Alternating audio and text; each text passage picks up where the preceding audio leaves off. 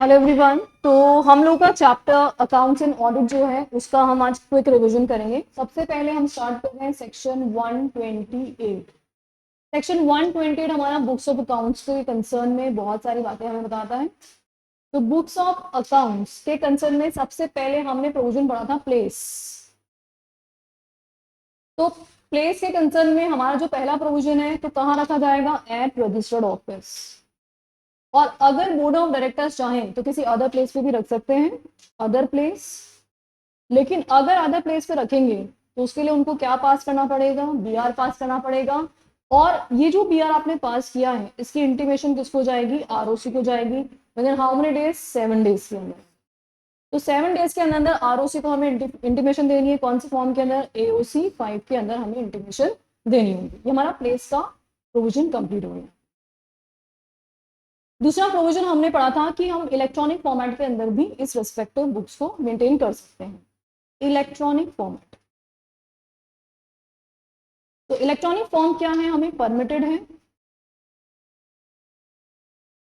अगर आप electronic format में मेंटेन करते हो तो it must be accessible in India. India में कहीं भी एक्सेसिबल होना चाहिए, एक्सेसिबल इन इंडिया। प्लस साथ ही में यहाँ पे जो भी कंपनी है जो अगर सॉफ्टवेयर यूज कर रही है कोई भी, तो सॉफ्टवेयर इफ यूज्ड, तो वो सॉफ्टवेयर में क्या होना चाहिए, ऑडिट ट्रेल की फैसिलिटी होनी चाहिए। और साथ ही में एडिट लॉग्स जो भी होंगे वो भी इसमें फैसिलिटी होनी चाहिए। तो ये सारी फैसिलिटी इसमें होनी चाहिए।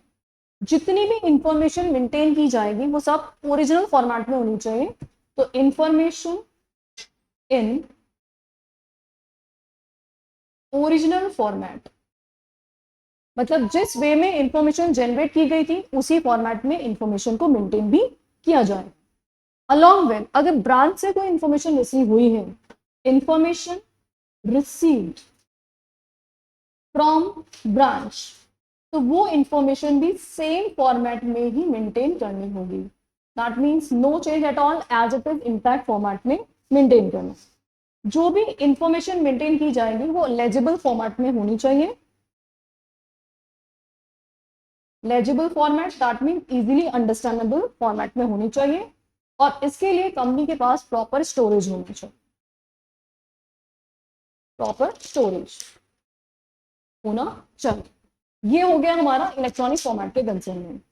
अब नेक्स्ट है ब्रांच ऑफिस के जो भी रिकॉर्ड्स है उसके कंसर्न में क्या क्या फॉलो करने पड़ेंगे। ब्रांच ऑफिस, अगर आपने ब्रांच ऑफिस पे कोई रिकॉर्ड्स मेंटेन किए हैं तो वो मेंटेन उसी फॉर्मेट में किए जाएंगे जैसे कि कंपनी ओरिजिनल अपने रिकॉर्ड मेंटेन करते हैं। तो same format as of companies main books of accounts under section 128 subsection 1, जो अभी हमने ऊपर पढ़ा था कि इलेक्ट्रॉनिक फॉर्मेट जो भी है सब कुछ यहाँ पे रहेगा। अच्छा, अब यहाँ पे नेक्स्ट जो कंडीशन है that is for inspection. Inspection, inspection जो अवेलेबल है that is only to the directors, available to directors only. और कब अवेलेबल है, ड्यूरिंग बिजनेस आवर्स।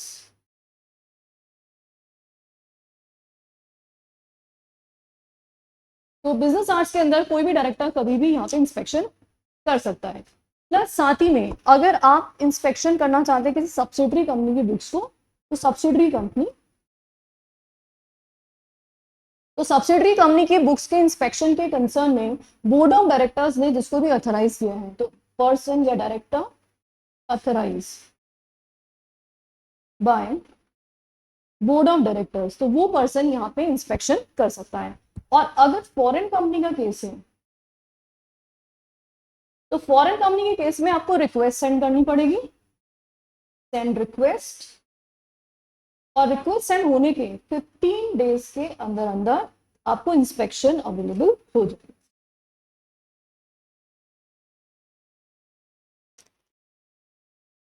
चलो, अब जो भी बुक्स ऑफ अकाउंट्स हमने यहाँ पे मेंटेन किए हैं उनका प्रेजर्वेशन कितने पीरियड के लिए किया जाएगा, प्रेजर्वेशन।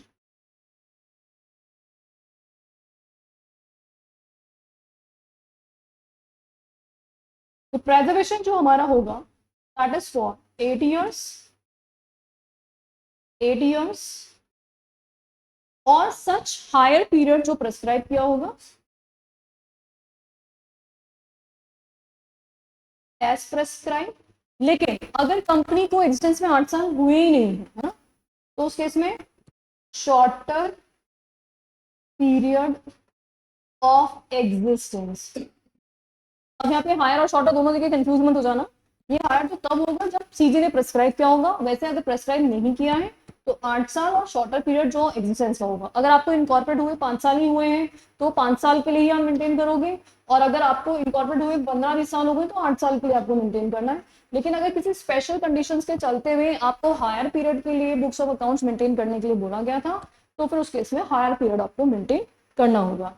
अब यहाँ प्रिजर्वेशन के लिए रेस्पॉन्सिबल लोग कौन कौन से हैं? Who are responsible persons? Responsible person.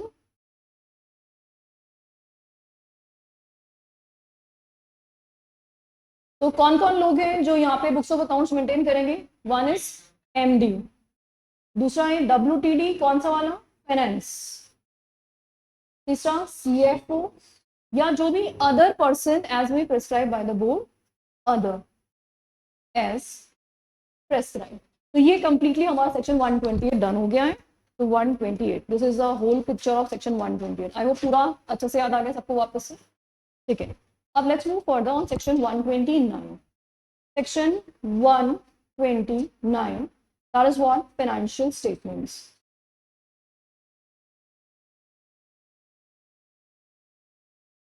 देखिए सेक्शन 129 में फाइनेंशियल स्टेटमेंट कैसे प्रिपेयर करने हैं उसके कंसर्न में कुछ कंडीशंस हैं।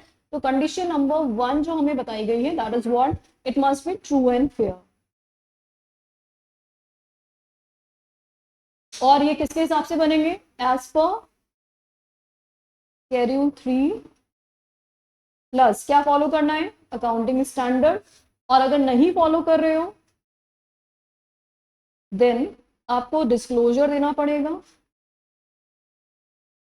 In the financial statement, plus आपको डिविएशंस का इम्पैक्ट बताना पड़ेगा, effect of deviation on financial statement. और ये प्रोविजंस जो हैं एप्लीकेबल नहीं होंगे एक्सेप्शन कौन कौन सी company? Banking company, insurance company, electricity company. तो इन सारी कंपनीज को ये प्रोविजन फॉलो नहीं करना है। अब जो भी आपके फाइनेंशियल स्टेटमेंट प्रेजेंट किए जाएंगे it shall be laid before the AGM, तो लेइंग बिफोर AGM। तो फाइनेंशियल स्टेटमेंट्स को हमें AGM के सामने प्रेजेंट करना होगा। हमें पता ही है अडॉप्शन ऑफ अकाउंट्स हमारा ऑर्डिनरी बिजनेस होता है, तो AGM के सामने प्रेजेंट हमें करना होगा। कौन कौन से लोग हैं जो यहाँ पर रिस्पॉन्सिबल हैं? वही सेम लोग हैं जो सेक्शन 128 में रिस्पॉन्सिबल थे। तो कौन कौन हो गया? वही MD, होल टाइम डायरेक्टर्स, वही फाइनेंस वाला, CFO और अदर, ये सब लोग यहाँ पे रेस्पॉन्सिबल हैं। अब इसके साथ साथ यहाँ पे हमें कंसोलिडेटेड फाइनेंशियल स्टेटमेंट के भी प्रोविजंस प्रिस्क्राइब किए गए हैं। कंसोलिडेटेड फाइनेंशियल स्टेटमेंट, जिसको हम शॉर्ट में CFS बोलते हैं। तो ये जो प्रोविजन है कंसोलिडेटेड फाइनेंशियल स्टेटमेंट का, this is applicable on all companies, all companies. कौन सी ऑल कंपनी? जिनकी कोई भी सब्सिडरी कंपनी है, एसोसिएट कंपनी है या कोई जॉइंट वेंचर कंपनी है। हैविंग सब्सिडरी, एसोसिएट और जॉइंट वेंचर कंपनी।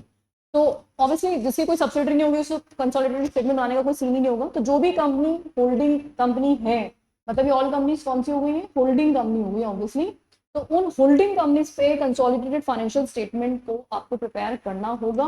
और ये जो कंसोलिडेटेड फाइनेंशियल स्टेटमेंट आप प्रिपेयर करोगे ये किस मैनर में बनाओगे? सेम मैनर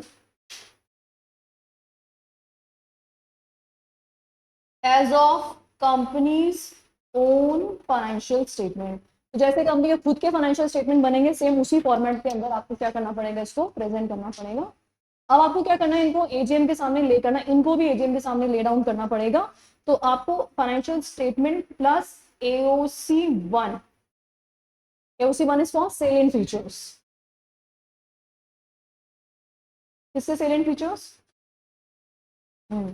ऑफ सब्सिडरी या एसोसिएट कंपनी या जॉइंट वेंचर कंपनी के जो भी फाइनेंशियल स्टेटमेंट्स हैं, उनके सेलिएंट फीचर्स जो हैं वो आपको फाइनेंशियल स्टेटमेंट के सामने साथ अटैच करना पड़ेगा। और ये भी हम किस में जाएंगे, एजीएम में प्रेजेंट करेंगे, ले बिफोर एजीएम,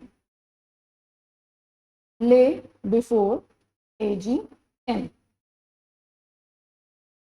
अच्छा, लेकिन इसका एक प्रोविजो दे रखा है। क्या प्रोविजो दे रखा है इसका? इसका प्रोविजो याद है किसी को? अगर मान लीजिए आप पे क्या एप्लीकेबल नहीं है, एप्लीकेबल नहीं है, तो फिर उस केस में आप क्या कर सकते हो, स्केड्यूल 3 फॉलो कर लो, है ना। तो व्हाट इट से, proviso, if AS not applicable then only follow schedule 3। तो आपका कंप्लाइंस मान लिया जाएगा। अच्छा, अब CFS बनाने की जरूरत नहीं है, उसके एग्जाम्पशन, उसके एग्जाम्पशन की कंडीशंस हम लोग देख लेते हैं। Exemption from compliance of CFS, मतलब कंसोलिडेटेड फाइनेंशियल स्टेटमेंट कब कब आपको बनाने की जरूरत नहीं है। तो इसके लिए हमारे पास 3 कंडीशंस हैं, तीनों कंडीशंस अगर सेटिस्फाई हो जाती है तो फिर उस केस में आपको ये मेंटेन करने की जरूरत नहीं है। तो कौन कौन सी 3 कंडीशंस है हमारे पास? या तो आप होली ओन सब्सिडरी है ना, इधर आप होली ओन सब्सिडरी हैं, या फिर अगर आप कौन है, पार्टली ओन सब्सिडरी। तो अगर आप पार्टली ओन सब्सिडरी है तो डेफिनेटली आपके कौन होंगे, अदर होल्डर्स भी होंगे, अदर मेंबर्स होंगे। तो जो अदर मेंबर्स हैं उनसे आपने क्या ले लिए, कंसेंट ले लिया है कि they are not having any objection. Consent regarding what, ये कंसेंट राइटिंग में होनी चाहिए, नो ऑब्जेक्शन फॉर CFS, मतलब उनको CFS नहीं मेंटेन किया जा रहा है, इससे रिलेटेड उनको कोई ऑब्जेक्शन नहीं है। और आपने जब उनसे कंसेंट ली थी तो आपने नोटिस उनको दिया, तो उसका आपके पास प्रूफ भी होना चाहिए, प्रूफ ऑफ डिलीवरी ये आपके पास होना चाहिए। जब आपने उनको कंसेंट लेने के लिए नोटिस वोटिस भेजा था तो उसके केस में आपको उसका एविडेंस भी रखना पड़ेगा, कल को कोई ऑब्जेक्शन ना आ जाए। ये तो पहली कंडीशन हो गई। दूसरी कंडीशन बोली, जो सिक्योरिटीज हैं वो लिस्टेड नहीं होनी चाहिए, अनलिस्टेड कंपनी होगी ये। लेकिन है अनलिस्टेड, मतलब सिक्योरिटीज है अनलिस्टेड है, या फिर सिक्योरिटीज क्या है, not propose to be listed, not proposed to be listed है। अगर ऐसी कोई कंपनी है, मतलब ऐसे सिक्योरिटीज में लिस्टेड कंपनी होगी तो डेफिनेटली CFS बनाना ही पड़ेगा, कोई ऑप्शन ही नहीं होगा। एंड तीसरी कंडीशन जो हमारी एक यूनिक कंडीशन थी जिसमें लेयर सिस्टम चल रहा था आपका, तो अल्टीमेट होल्डिंग कंपनी जो थी वो CFS बना रही है, तो it's ultimate holding company, ultimate holding company जो है वो क्या कर रही है, CFS बना रही है। तो उस केस में जो भी इंटरमिटेंट जो भी आपकी होल्डिंग कंपनीज हैं, इंटर होल्डिंग कंपनीज जो है एग्जाम्प्टेड हो जाएंगे। इंटरमिटेंट होल्डिंग कंपनीज जो है उनको CFS मेंटेन करने की कोई जरूरत नहीं होगी। ध्यान आ गया सबको यहाँ तक? चलो, अब है नेक्स्ट सेक्शन 129A, छोटा सा सेक्शन है, section 129A, periodical financial statement, periodical financial statement. अब यहाँ पे पीरियोडिकल फाइनेंशियल स्टेटमेंट मतलब कोई particular class of companies as prescribe by the central government. तो अनलिस्टेड कंपनीज एज प्रेस्क्राइब्ड, तो उनको क्या करना पड़ेगा, फाइनेंशियल स्टेटमेंट्स बनाने हैं for such period as prescribe. तो financial statements for such period as prescribed, जैसा कि सीजी बोलेगा। देन उसके बाद है, इसके लिए आपको क्या लेना पड़ेगा, बोर्ड की अप्रूवल लेनी है, अप्रूवल ऑफ बोर्ड। और साथ ही में जो फाइनेंशियल स्टेटमेंट्स आप लगाओगे वो कौन से होने चाहिए, या तो ऑडिट हो चुका है तो ऑडिट रिपोर्ट लगाओगे, ऑडिट नहीं हुआ तो लिमिटेड रिव्यू रिपोर्ट लगाओगे। तो प्लस ऑडिट अगर हो गया है या नहीं हो गया, ऑडिट हो गया है तो ऑडिट रिपोर्ट, और अगर नहीं हुआ है तो लिमिटेड रिव्यू रिपोर्ट।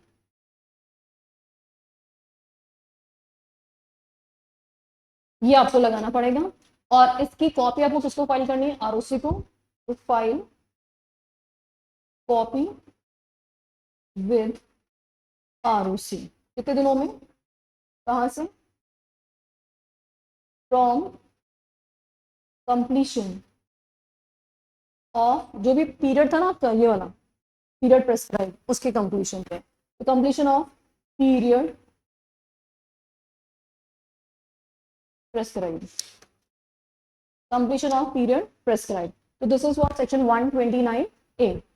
अब हम बढ़ते हैं next section 130, reopening of the accounts.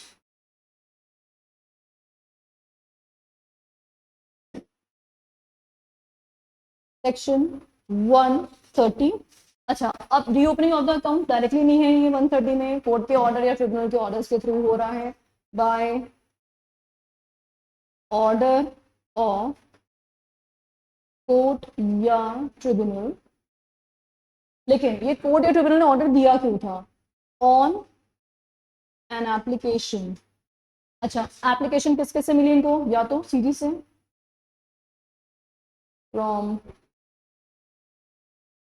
CG, या फिर आईडी अथॉरिटीज से,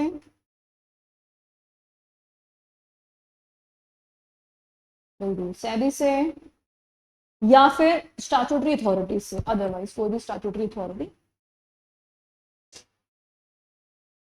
और फिर उसके बाद इन्होंने क्या किया था, opportunity of being heard, hearing wearing करके, after hearing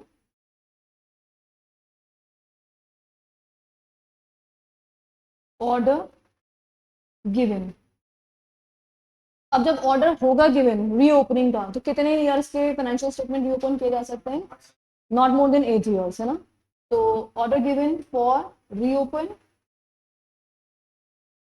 financial statement of 8 years. लेकिन अगर उनको प्रेस्क्राइब पीरियड है, अदर एक्सटेंडेड पीरियड है, तो फिर ज्यादा पीरियड के लिए भी हो सकता है। और सच एक्सटेंडेड पीरियड एज प्रेस्क्राइब। लेकिन ये कभी होगा, जब आप ऑलरेडी सेंट्रल गवर्नमेंट ने आपको अनाउंस किया हुआ है कि आपको ज्यादा लॉन्गर पीरियड के लिए आपको फाइनेंशियल स्टेटमेंट मेंटेन करने थे, तो उस केस में आप सच एक्सटेंडेड पीरियड के लिए भी यहाँ पे रीओपनिंग करा सकते हो। अच्छा, लेकिन ये रीओपनिंग का जो रीजन है, what reason can be there, reopening यहाँ पे तभी होगी, तो क्या रीजन है, यस, दो रीजन है यहाँ पे। या तो फ्रॉड हुआ हो, इन केस ऑफ फ्रॉड, या फिर मिसमैनेजमेंट था, जैसे डाउट ऑफ फ्रॉड है, मिसमैनेज, जैसे रीजनेबल डाउट ऑफ फ्रॉड है, ठीक है। और अब जो भी रिवाइज फाइनेंशियल स्टेटमेंट बनेंगे वही क्या होंगे, फाइनल होंगे। तो जो भी यहाँ पे रिवाइज्ड है फाइनेंशियल स्टेटमेंट है, वही क्या हो गए हमारे, फाइनल में। Got it. चलो नेक्स्ट सेक्शन की तरफ बढ़ते हैं हम, section 131, that is voluntary revision.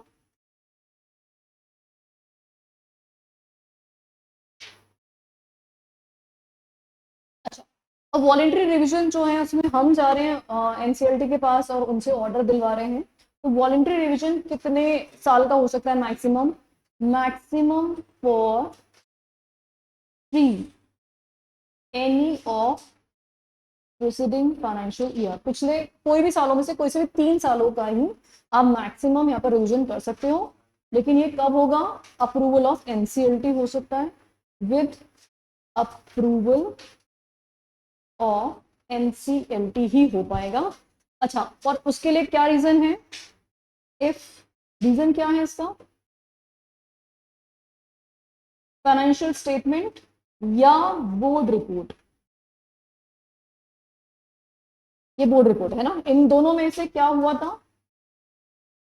AS follow नहीं किए गए थे, है ना, AS नॉट फॉलोड। और साथ ही में आपने क्या नहीं किया था? सेक्शन 129 फाइनेंशियल स्टेटमेंट्स का और सेक्शन 314 जो है साइनिंग ऑफ बोर्ड रिपोर्ट का, ये आपने फॉलो नहीं करता, नॉट कंप्लाइड। वैसे तो एएस वाला ऑलरेडी 129 में फॉलो कर जाता है, तो उसमें ऑलरेडी आ चुका है। तो अब यहाँ पे जो है एनसीएलटी क्या करेगा? जैसे आपके पास एप्लीकेशन आपने भेज दिया एनसीएलटी को, तो एनसीएलटी यहाँ पे सुनवाई करेगा। अब एनसीएलटी किस किस की सुनवाई करेगा? Call for hearing. देखो, एक तो किसको बुला रहा है? सीजी को, सीजी को बुला लेगा, आईटी वालों को बुला लेगा, वही सैबी को बुला लेगा, स्टैट्यूटरी अथॉरिटी को बुला लेगा, और जो अदर पर्सन कंसर्न है, पर्सन कंसर्न मतलब जो खुद पेटिशन लगा रहा है उसको तो बुला ही लेगा, पर्सन कंसर्न, इनको बुला लेगा। और इन सबको बुला करके देन फिर क्या होगा? हियरिंग होगा, और हियरिंग के बाद ओबीएच दे देंगे, ओबीएच, एंड देन उसके बाद ऑर्डर पास हो जाए। ठीक है, और ये जो हम यहाँ पे वॉलंटरी रिवीजन कर रहे हैं वो कितनी बार कर सकते हैं? Maximum maximum once in a year. और रिवीजन किसका हो सकता है? सिर्फ और सिर्फ उन्हीं डॉक्यूमेंट्स का हो सकता है रिवीजन जो कि इनकंसिस्टेंट है, जो ठीक है उनका पूरा अंटायर रिवीजन नहीं हो सकता, सिर्फ और सिर्फ इनकंसिस्टेंट पोर्शन का रिवीजन हो सकता है। तो voluntary revision of only incorrect part, जो इनकरेक्ट पार्ट है सिर्फ और सिर्फ उसी का रिवीजन हो सकता है, सबका यहाँ पर रिवीजन नहीं होगा। This is what section 131। चलिए नेक्स्ट इज सेक्शन 134। तो signing off financial statement and board report के कंसर्न में सेक्शन 134 है, signing off financial statement and board report. सबसे पहले इसमें क्या करना पड़ेगा? हमें बोर्ड मीटिंग कॉल करनी पड़ेगी। बोर्ड मीटिंग में सबसे पहले बीआर पास करके हमें फाइनेंशियल स्टेटमेंट्स को अप्रूवल कराना पड़ेगा। फाइनेंशियल स्टेटमेंट्स में कंसोलिडेटेड फाइनेंशियल स्टेटमेंट भी कवर होंगे, इन सबका हमें अप्रूवल कराना। आफ्टर दिस अप्रूवल हमें क्या कराना है? अब सिग्नेचर कराना, साइन। अब यहाँ पे सिग्नेचर कौन करेगा? अगर एमडी है तो वो करेगा। अब इवन 2 डायरेक्टर्स होते हैं, और उससे पहले कौन करेगा? चेयरमैन। सबसे पहले chairman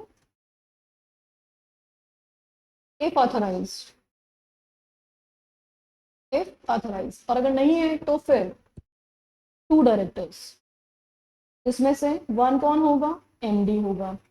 then CEO and CFO and company secretary. 2 directors में से 1 एमडी होगा, इफ एनी नहीं है तो 2 डायरेक्टर्स भी होंगे। भाई या तो आप एमडी हैं तो एक डायरेक्टर एक एमडी हो जाएगा, और अगर नहीं है एमडी तो दोनों डायरेक्टर्स हो जाना। और ये जरूरत ही नहीं पड़ेगी अगर चेयरमैन होगा तो इन दोनों में से कोई एक रहेगा, बाकी में एंड है, तो एक ये हो गया, 2 3 एंड 4, ये 4 लोगों के साइन होंगे इसके अंदर, इस तरह से। अच्छा, लेकिन अगर मामला किसका है? ओपीसी का। ओपीसी है तो उसमें तो एक डायरेक्टर होता है ना, तो वही साइन कर देगा, तो 1 डायरेक्टर। प्लस क्या करेंगे हम? ये सारा साइनिंग वाइनिंग हो गया। अब साइनिंग के बाद क्या करोगे? साइनिंग के बाद हम किसको भेज देंगे? ऑडिटर्स को। After signing send to auditors, and then auditor क्या देगा? अपनी audit report.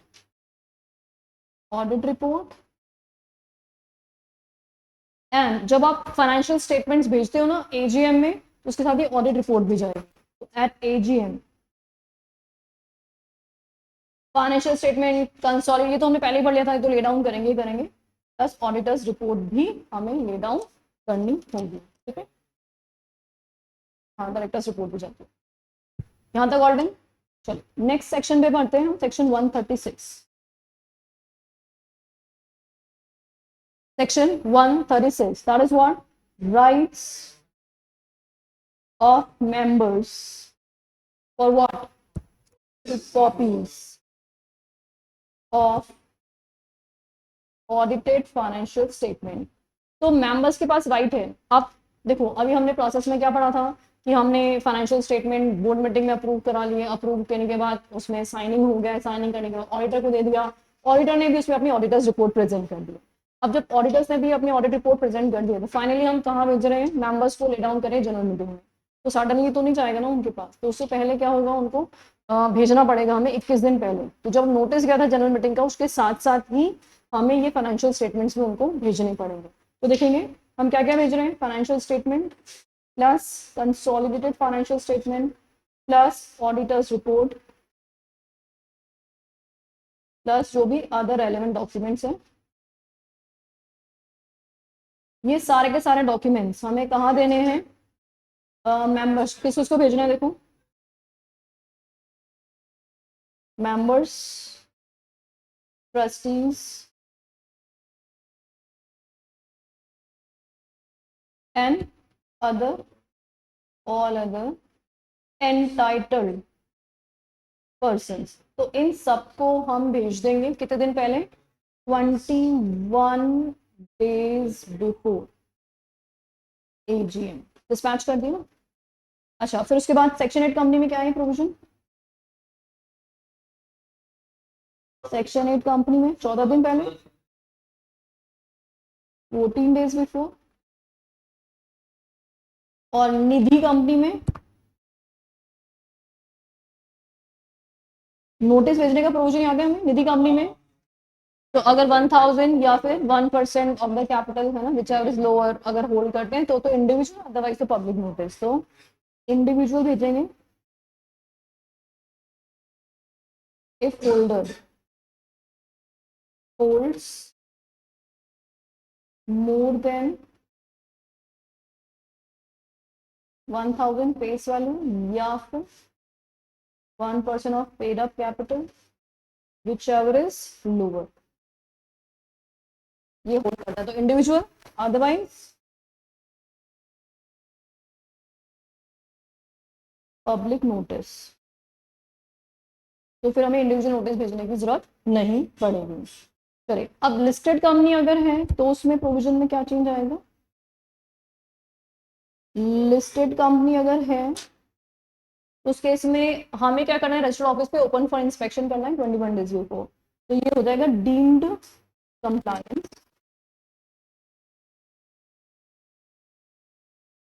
Deemed compliance if जो भी ये डॉक्यूमेंट्स हैं अवेलेबल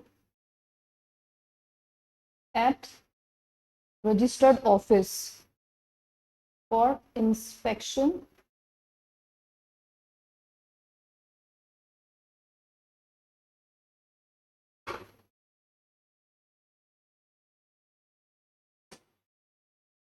ड्यूरिंग बिजनेस आवर्स। तो बिजनेस आवर्स के ड्यूरेशन में इंस्पेक्शन के लिए अवेलेबल है कितने दिन पहले, 21 डेज बिफोर एजीएम। और हमें क्या करना है, लिस्टेड कंपनी में हमें सेलिंग फीचर्स जो है वही लगा के भेजने हैं, हमें पूरे कंप्लीट डिटेल भेजने की जरूरत नहीं है। तो हम एक तो क्या करेंगे, स्टेटमेंट ऑफ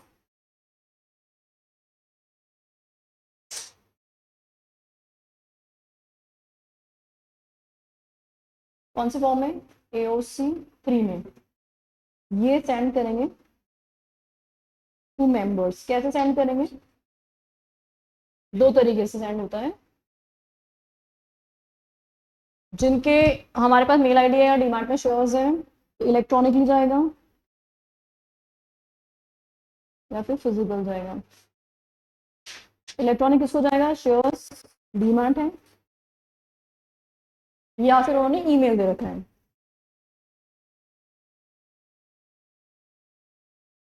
नहीं तो अदरवाइज फिजिकल जाएगा।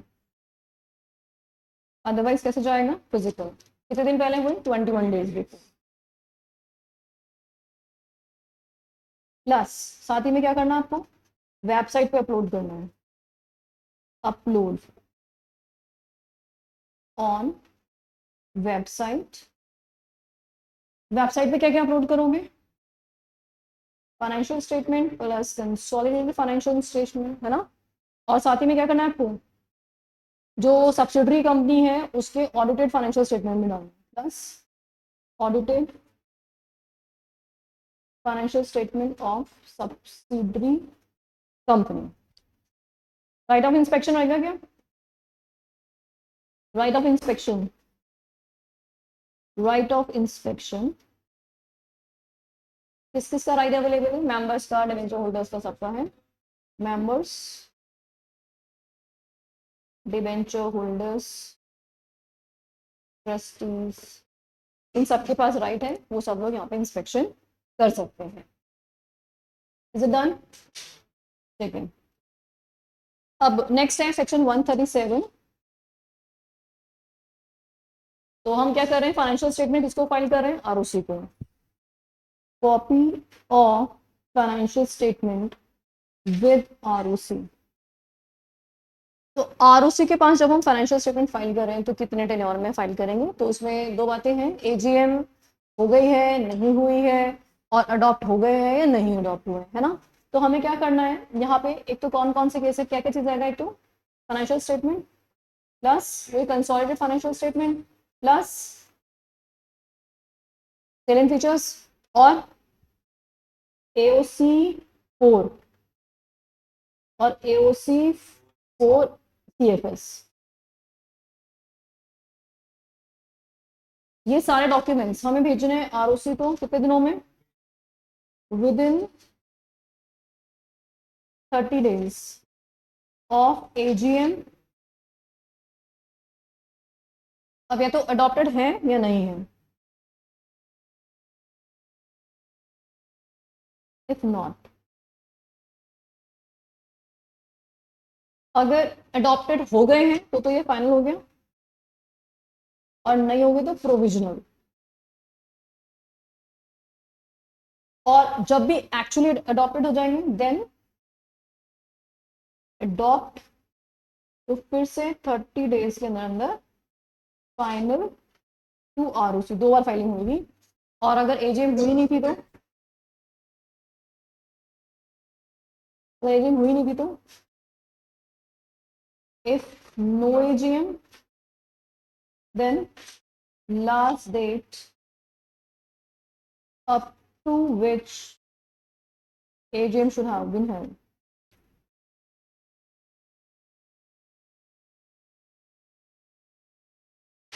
तो इसमें कौन से जाएंगे? यही प्रोविजनल जाएंगे। सेम क्या जाएंगे? प्रोविजनल। करें। Next is XBRL। XBRL applicability कौन कौन सी कंपनीज पे आएगी? Applicability number 1, listed company. कौन सी कंपनी जिसका paid up share capital, paid company paid up capital कितना? 5 करोड़ में। हाँ जी। Then turnover, that is what 100 crore और मोर है। और ऐसी कंपनी जिनको क्या बनाना पड़ता है? इंडियन अकाउंटिंग स्टैंडर्ड फॉलो करना पड़ता है। Company require to follow Indian accounting standard. ठीक है। अच्छा, अब अगर मान लीजिए आप पे अकाउंटिंग स्टैंडर्ड एप्लीकेबल है, इफ एएस एप्लीकेबल, 2 केसेस है इसमें, और इफ इंडियन एएस एप्लीकेबल। तो अगर एएस एप्लीकेबल है तो कौन सा एनेक्शर लगाओगे? 2। और अगर इंडियन अकाउंटिंग स्टैंडर्ड एप्लीकेबल है तो एनेक्शर ए आपको लगाना पड़ेगा। एक्सेप्शन, एग्जाम्पशन, कौन सी कंपनीज को एग्जाम्पशन मिलेगा? एनबीएफसी को, हाउसिंग फाइनेंस कंपनीज को, बैंकिंग कंपनीज को और इंश्योरेंस कंपनी, इन सारी कंपनीज को क्या मिलेगा यहाँ पे? एग्जाम्पशन मिलेगा। और एक बार अगर एक्सबीआरएल एप्लीकेबल हो गया तो हो गया, तो हमेशा फॉलो करना पड़ेगा। Once applicable always applicable, once applicable always applicable, एक बार हो गया तो काम खत्म। चलिए नेक्स्ट इज एनएफआई। हाँ तो वो ना एक बार हो गया तो हमेशा के लिए हो गया।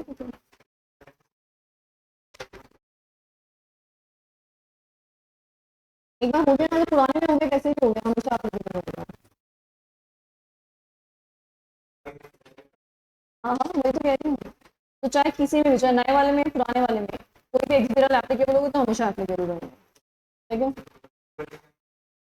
हाँ हाँ ठीक है, रिवीजन पॉइंट ऑफ व्यू से तो ठीक है, बाकी तो फिर क्विक कर लेना। चलिए नेक्स्ट इज सेक्शन 132 एनएफआर है। वैसे हमने ऑलमोस्ट सब कुछ कवर कर लिया इस नोट्स में, मतलब ऐसे मैंने स्किप कुछ नहीं किया है, पूरा कंप्लीट समरी है। सेक्शन 132 एनएफआर है। ये वैसा रिवीजन नहीं है जैसे मैंने इंपॉर्टेंट पिक एंड ड्रॉप किया है, वो कुछ नहीं कर रहे हैं, हम पूरा एंटायर चैप्टर रिवीजन कर रहे हैं, है ना, ताकि कोई भी पॉइंट रहे नहीं। एनएफआर है, तो एनएफआर है क्या है? क्वाजी जुडिशियल बॉडी है, क्वाजी जुडिशियल बॉडी। और इस बॉडी का मेन काम क्या करना होता है? रेगुलेट करना होता है, रेगुलेट मैटर्स रिलेटेड टू, किससे related to? Accounting and auditing. Accounting and auditing से रिलेटेड मामले जो है वो यहाँ पे कवर किए जाएंगे। इसका कॉन्स्टिट्यूशन कैसे होगा? कॉन्स्टिट्यूशन में सबसे पहले कौन होएगा? एक चेयरमैन होगा। ये चेयरपर्सन क्या होना चाहिए? एक्सपर्ट होना चाहिए। किसमें एक्सपर्ट होना चाहिए? अकाउंट्स में, ऑडिट में, फाइनेंस में, लॉ में, इन सारे मामलों में वो क्या होना चाहिए? एक्सपर्ट होना चाहिए। और इसको कौन नॉमिनेट करेगा? CG, nominated by CG. और इसके अलावा इसमें कौन होंगे? अदर मेंबर्स होंगे, मैक्सिमम कितने? 15, मैक्सिमम 15 अदर मेंबर्स। अच्छा ये मेंबर्स कौन से वाले होंगे? होल टाइम पार्ट टाइम दोनों हो सकते हैं। पार्ट टाइम दोनों हो सकते हैं। प्लस यहाँ पे जब एनएफआर है उसमें अलग अलग डिवीजन बनाए जा सकते हैं, तो अगर डिवीजन बनाया गया है तो हर डिवीजन में प्रेसिडेंट कौन होगा? प्रिजाइडेड बाय या तो चेयरमैन या फिर whole time member, whole time member जो चेयरमैन ने ऑथराइज किया है, authorised by chairman, authorise by chairman. अब इसकी एग्जीक्यूटिव बॉडी बोले तो just like board of directors, executive body इसमें कौन होगा? एक तो चेयरमैन होगा प्लस होल टाइम मेंबर्स होंगे, ये इसके एग्जीक्यूटिव बॉडी में होंगे। अब यहाँ पे जो भी चेयरमैन है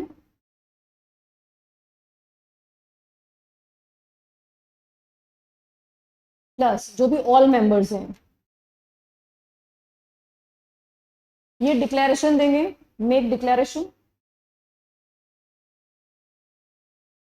किस बात का डिक्लेरेशन देंगे? Of no interest, no conflict of interest, no conflict of interest. तो इनका किसी भी तरह से कोई भी इंटरेस्ट कॉन्फ्लिक्ट नहीं करता है, इसका डिक्लेरेशन देंगे। अच्छा, अब यहाँ पे अकेले ये लोग तो काम नहीं कर सकते ऑब्वियसली, तो सीजी यहाँ पे अदर पर्सन को भी अपॉइंट कर सकता है। तो सीजी में अपॉइंट सेक्रेटरी, सेक्रेटरी या फिर such other employees as needed. इसका हेड ऑफिस कहाँ है? न्यू दिल्ली।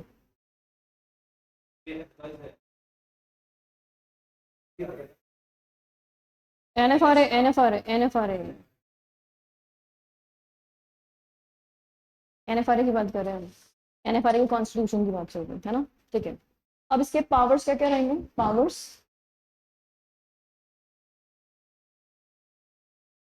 हाँ जी, क्या क्या पावर्स है इसके? इन्वेस्टिगेशन के पावर्स हैं,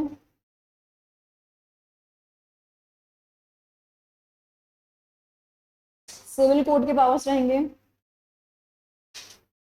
और पेनल्टी इम्पोज करने के पावर होंगे। ये सारे पावर होंगे। और अगर इन्होंने कोई भी इस तरह के ऑर्डर दिए हैं तो इसके अगेंस्ट में आप अपील लगा सकते हो। अपील टू किसको लगाओगे? एपेलेट ट्रिब्यूनल को।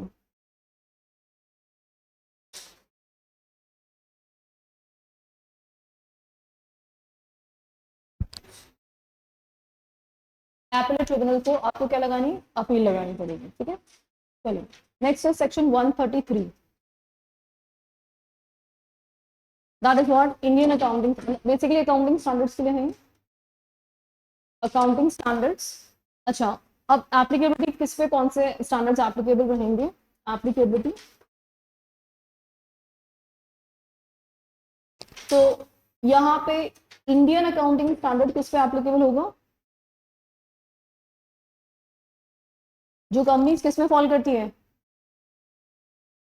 4(1) में, उन पे तो क्या रहेगा? Indian accounting standards. तो कंपनीज स्पेसिफाइड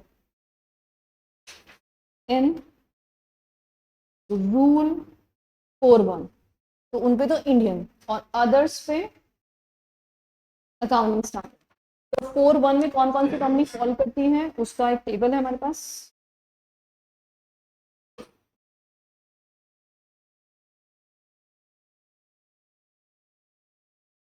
कुछ भी आ सकता है एग्जाम में।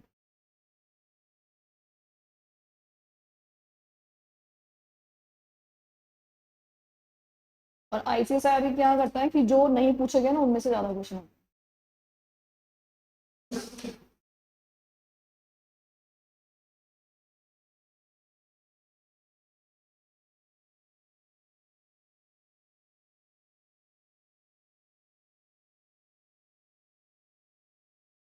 जैसे हमने क्लास में पढ़ते वक्त भी इसका पूरा टेबल बनाया था, बट ठीक है वापस बना लेते हैं।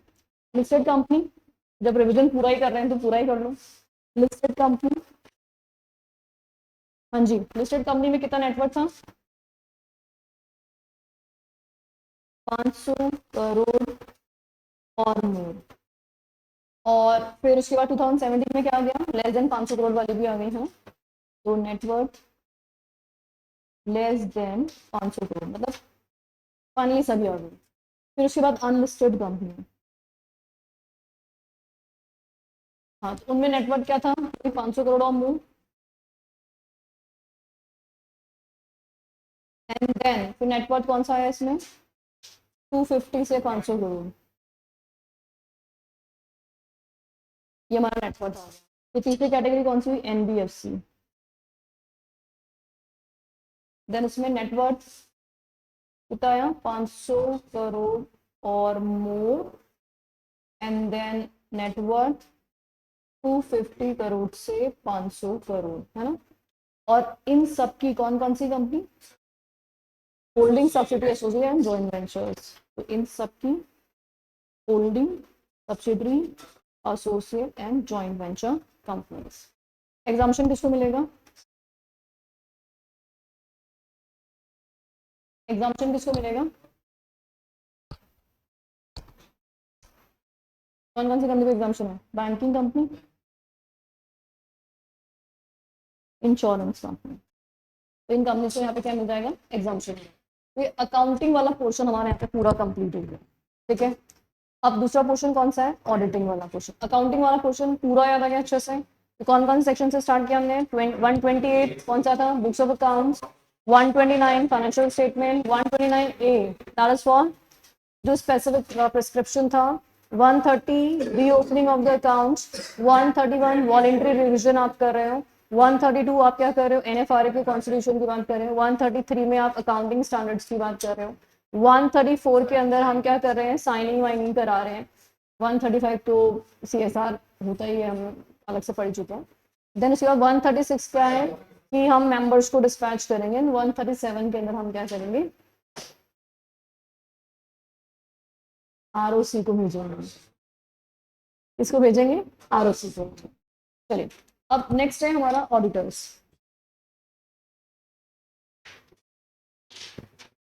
चलिए ऑडिटर्स के बारे में सबसे पहले हम स्टार्ट करेंगे under which section, that is 139।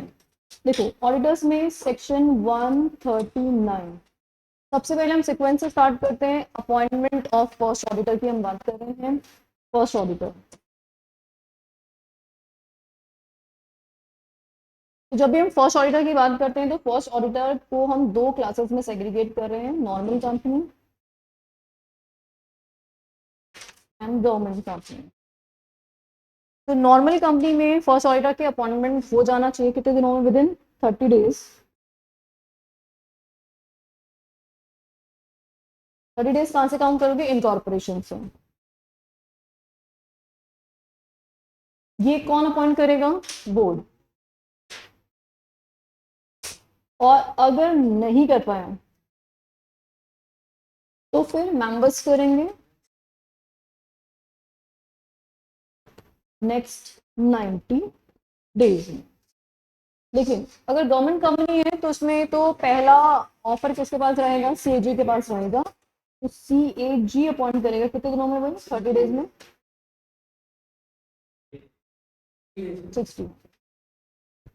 60 days में फ्रॉम इनकॉर्पोरेशन। और अगर CAG नहीं कर पाए तो बोर्ड करेगा, इफ नॉट तो बोर्ड ऑफ डायरेक्टर्स करेंगे 30 डेज के अंदर, नेक्स्ट 30 डेज है। और इफ नॉट अगर इन्होंने भी नहीं किया तो फाइनली मेंबर्स करेंगे जनरल मीटिंग में, और 60 डेज में मेंबर्स अपॉइंट करेंगे। अब जो यहाँ पे ये अपॉइंटमेंट किया जा रहा है ये कब तक वैलिड होगा, till conclusion of first AGM। Till conclusion of first AGM, तो फर्स्ट AGM के कंक्लूजन तक ये पर्सन अपना पोजीशन होल्ड करेगा। अब जैसे ही फर्स्ट ऑडिटर का अपॉइंटमेंट हो गया है, अब कौन से ऑडिटर्स आएंगे, सब्सिक्वेंट ऑडिटर्स आएंगे। तो सब्सिक्वेंट ऑडिटर का जो अपॉइंटमेंट किया जाएगा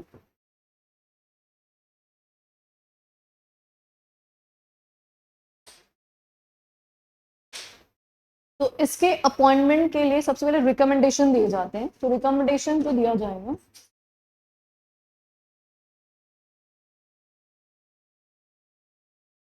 वो दो केसेस में दिए जाते हैं, या तो कंपनी में ऑडिट कमेटी है या कंपनी में ऑडिट कमेटी नहीं है।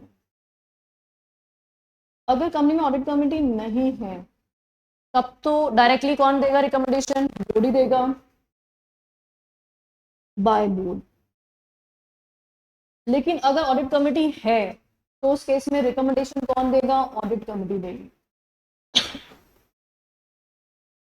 To board.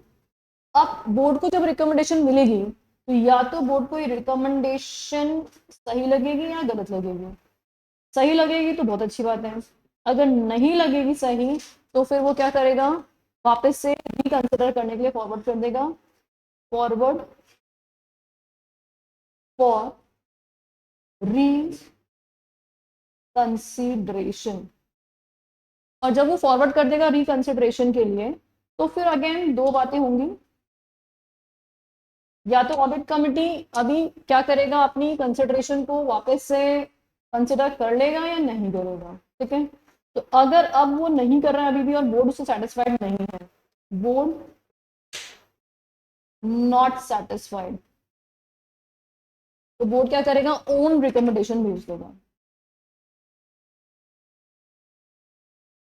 टू, किसको? मेंबर्स को, मेंबर्स। यहाँ पे भी बोर्ड मेंबर्स को, यहाँ सेटिस्फाइड हो गया तो भी डायरेक्टली मेंबर्स। ठीक है, डन। हाँ जी, तो सब्सिक्वेंट ऑडिटर के अपॉइंटमेंट के कंसर्न में हम लोगों ने बात की थी कि अगर ऑडिट कमेटी है तो क्या होगा, ऑडिट कमेटी नहीं है तो क्या होगा। अब फर्दर हम बात कर रहे हैं सब्सिक्वेंट ऑडिटर्स का अपॉइंटमेंट दोनों टाइप ऑफ क्लासेस कंपनी में कैसे कैसे किया जाएगा। सब्सिक्वेंट ऑडिटर्स,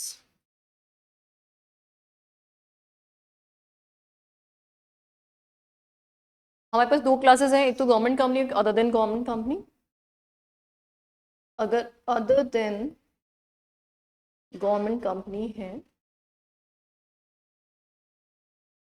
देखिए अगर अदर देन गवर्नमेंट कंपनी है तो अपॉइंटमेंट कब किया जाएगा, फर्स्ट एजीएम में उसका अपॉइंटमेंट किया जाएगा, एट फर्स्ट एजीएम। और अपॉइंटमेंट किसका किया जाएगा, या तो किसी इंडिविजुअल का किया जाएगा या किसी फर्म का किया जाएगा, इंडिविजुअल और फर्म। अच्छा, ये फर्म कौन सी फर्म होती है जिसमें मेजॉरिटी ऑफ पार्टनर्स क्या होंगे, ऑडिटर्स होंगे।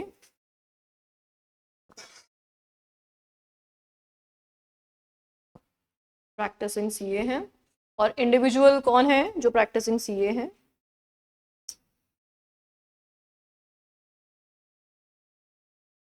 तो इन लोगों का अपॉइंटमेंट किया जाएगा। और ये लोग अपना जो पोस्ट होल्ड करेंगे, कब तक होल्ड करेंगे, till conclusion of sixth AGM, till conclusion of sixth AGM. तो जो फर्स्ट एजीएम के कंक्लूजन से लेकर के सिक्स एजीएम के कंक्लूजन तक उसका टेन्योर रहेगा, मतलब 5 साल के लिए अपॉइंटमेंट किया जाएगा फॉर 5 years। वेरस अगर गवर्नमेंट कंपनी है तो गवर्नमेंट कंपनी में ऐसे अपॉइंटमेंट नहीं होता है, यहाँ पे हर साल अपॉइंटमेंट किया जाता है, तो अपॉइंटमेंट का टेन्योर क्या रहेगा, विद इन 180 days। और 180 days कहाँ से, from commencement of financial year. और कौन अपॉइंट करेगा, सीएजी। और ये कब तक यहाँ पे ये अपनी पोस्ट कंटिन्यू करेगा, till conclusion of next AGM. ठीक है, चलिए अब यहाँ पे नेक्स्ट है अपॉइंटमेंट की कंडीशंस क्या क्या रहेंगी। Appointment conditions,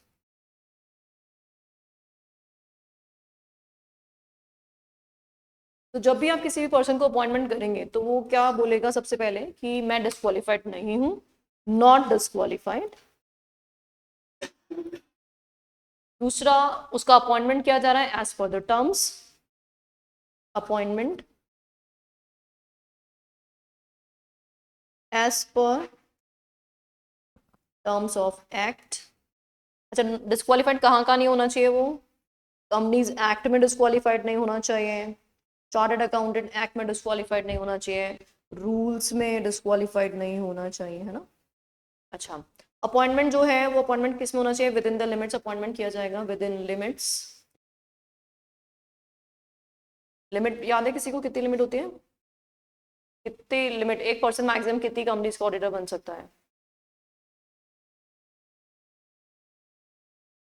20। 20, तो 20 कंपनीज में वो मैक्सिमम ऑडिटर बन सकता है। और अगर उसके अगेंस्ट में कोई प्रोसीडिंग्स पेंडिंग है, तो if proceedings pending, then list of proceedings. अगर आपके अगेंस्ट में कोई केस चल रहा है, तो केस अगर चल रहा है तो कहाँ कहाँ केस चल रहा है, कौन कौन सेक्शंस में केस चल रहा है, तो उन सबकी फुल डिटेल्स देनी पड़ेगी। और ये बताना पड़ेगा कि जो भी हमने बताया है यही केस चल रहा है, इसके अलावा कोई और केस नहीं चल रहा है ना, ये डिक्लेरेशन देना पड़ेगा। चलिए नेक्स्ट है रोटेशन। अब रोटेशन जो है वो एप्लीकेबल कौन कौन सी कंपनीज पे होगा, एप्लीकेबिलिटी, एप्लीकेबिलिटी। तो सबसे पहले हमारी कंपनी आती है listed company, as usual listed company पे सब कुछ एप्लीकेबल होता है। फिर उसके बाद अनलिस्टेड पब्लिक कंपनी की अगर हम बात कर रहे हैं, unlisted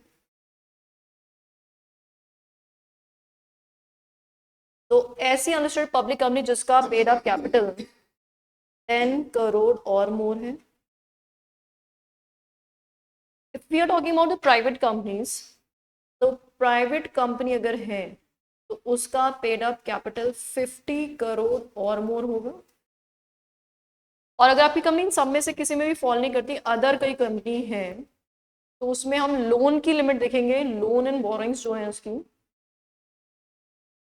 that is what 50 crore और मोर है. तो ऐसी कंपनीज को कंपल्सरीली रोटेशन कराना होगा. अच्छा, देन उसके बाद रोटेशन का मैनर क्या होगा? Manner of rotation. Manner of rotation, तो यहाँ पे दो टाइप के लोग होते हैं, एक होता है इंडिविजुअल और एक होता है फर्म.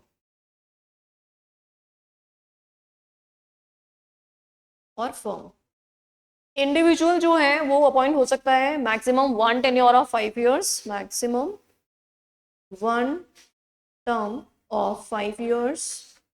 और फर्म अपॉइंट हो सकती है मैक्सिमम 2 टर्म्स ऑफ 5 इयर्स. और उसके बाद क्या होगा? इनका कूलिंग पीरियड होगा. Then after that cooling period. और ये जो कूलिंग पीरियड रहेगा, ये कितने पीरियड का रहेगा? 5 साल का कूलिंग पीरियड रहेगा. इसका मतलब 5 साल तक अब वो सेम कंपनी में वापस से ऑडिटर अपॉइंट नहीं हो सकता. और इसमें कुछ की हाईलाइट्स पॉइंट है जो हमें याद रखने हैं. जैसे अगर मान लीजिए नई ऑडिट फर्म अगर अपॉइंट हो रही है, तो उसके पार्टनर्स और जो आउटगोइंग पार्टनरशिप फर्म है उसके पार्टनर सेम नहीं होने चाहिए, मतलब कॉमन पार्टनर्स नहीं होने चाहिए. तो इनकमिंग ऑडिट फर्म और आउटगोइंग ऑडिट फर्म, ये जो दोनों हैं इनके बीच में कॉमन पार्टनर्स नहीं होने चाहिए. अगर इनके बीच में कॉमन पार्टनर्स हुए तो फिर वो क्या हो जाएंगे? डिस्क्वालीफाइड हो जाएंगे, है ना. एंड देन अब हमने बोला कि ये अपॉइंटमेंट हुए हैं 5 साल के लिए, तो इसका मतलब ये थोड़ा ना कि 5 साल से पहले रिजाइन नहीं कर सकते या रिमूव नहीं हो सकते. तो डेफिनेटली हो सकते हैं. तो ये लोग जो भी ऑडिटर्स हैं कैन रिजाइन और रिमूव्ड बिफोर टेन्योर. जो भी उनका टेन्योर था उस टेन्योर कंप्लीशन से पहले पहले इनका क्या कर सकते हैं? इनका रेजिग्नेशन भी हो सकता है और रिमूवल भी हो सकता है. रिमूवल जो है वो मेंबर्स करते हैं, सेक्शन 140 के अंदर आता है. तो पार्टनर्स ऑफ ऑडिट फर्म, इनके बीच में भी इंटरनल रोटेशन हो सकता है. Internal rotation,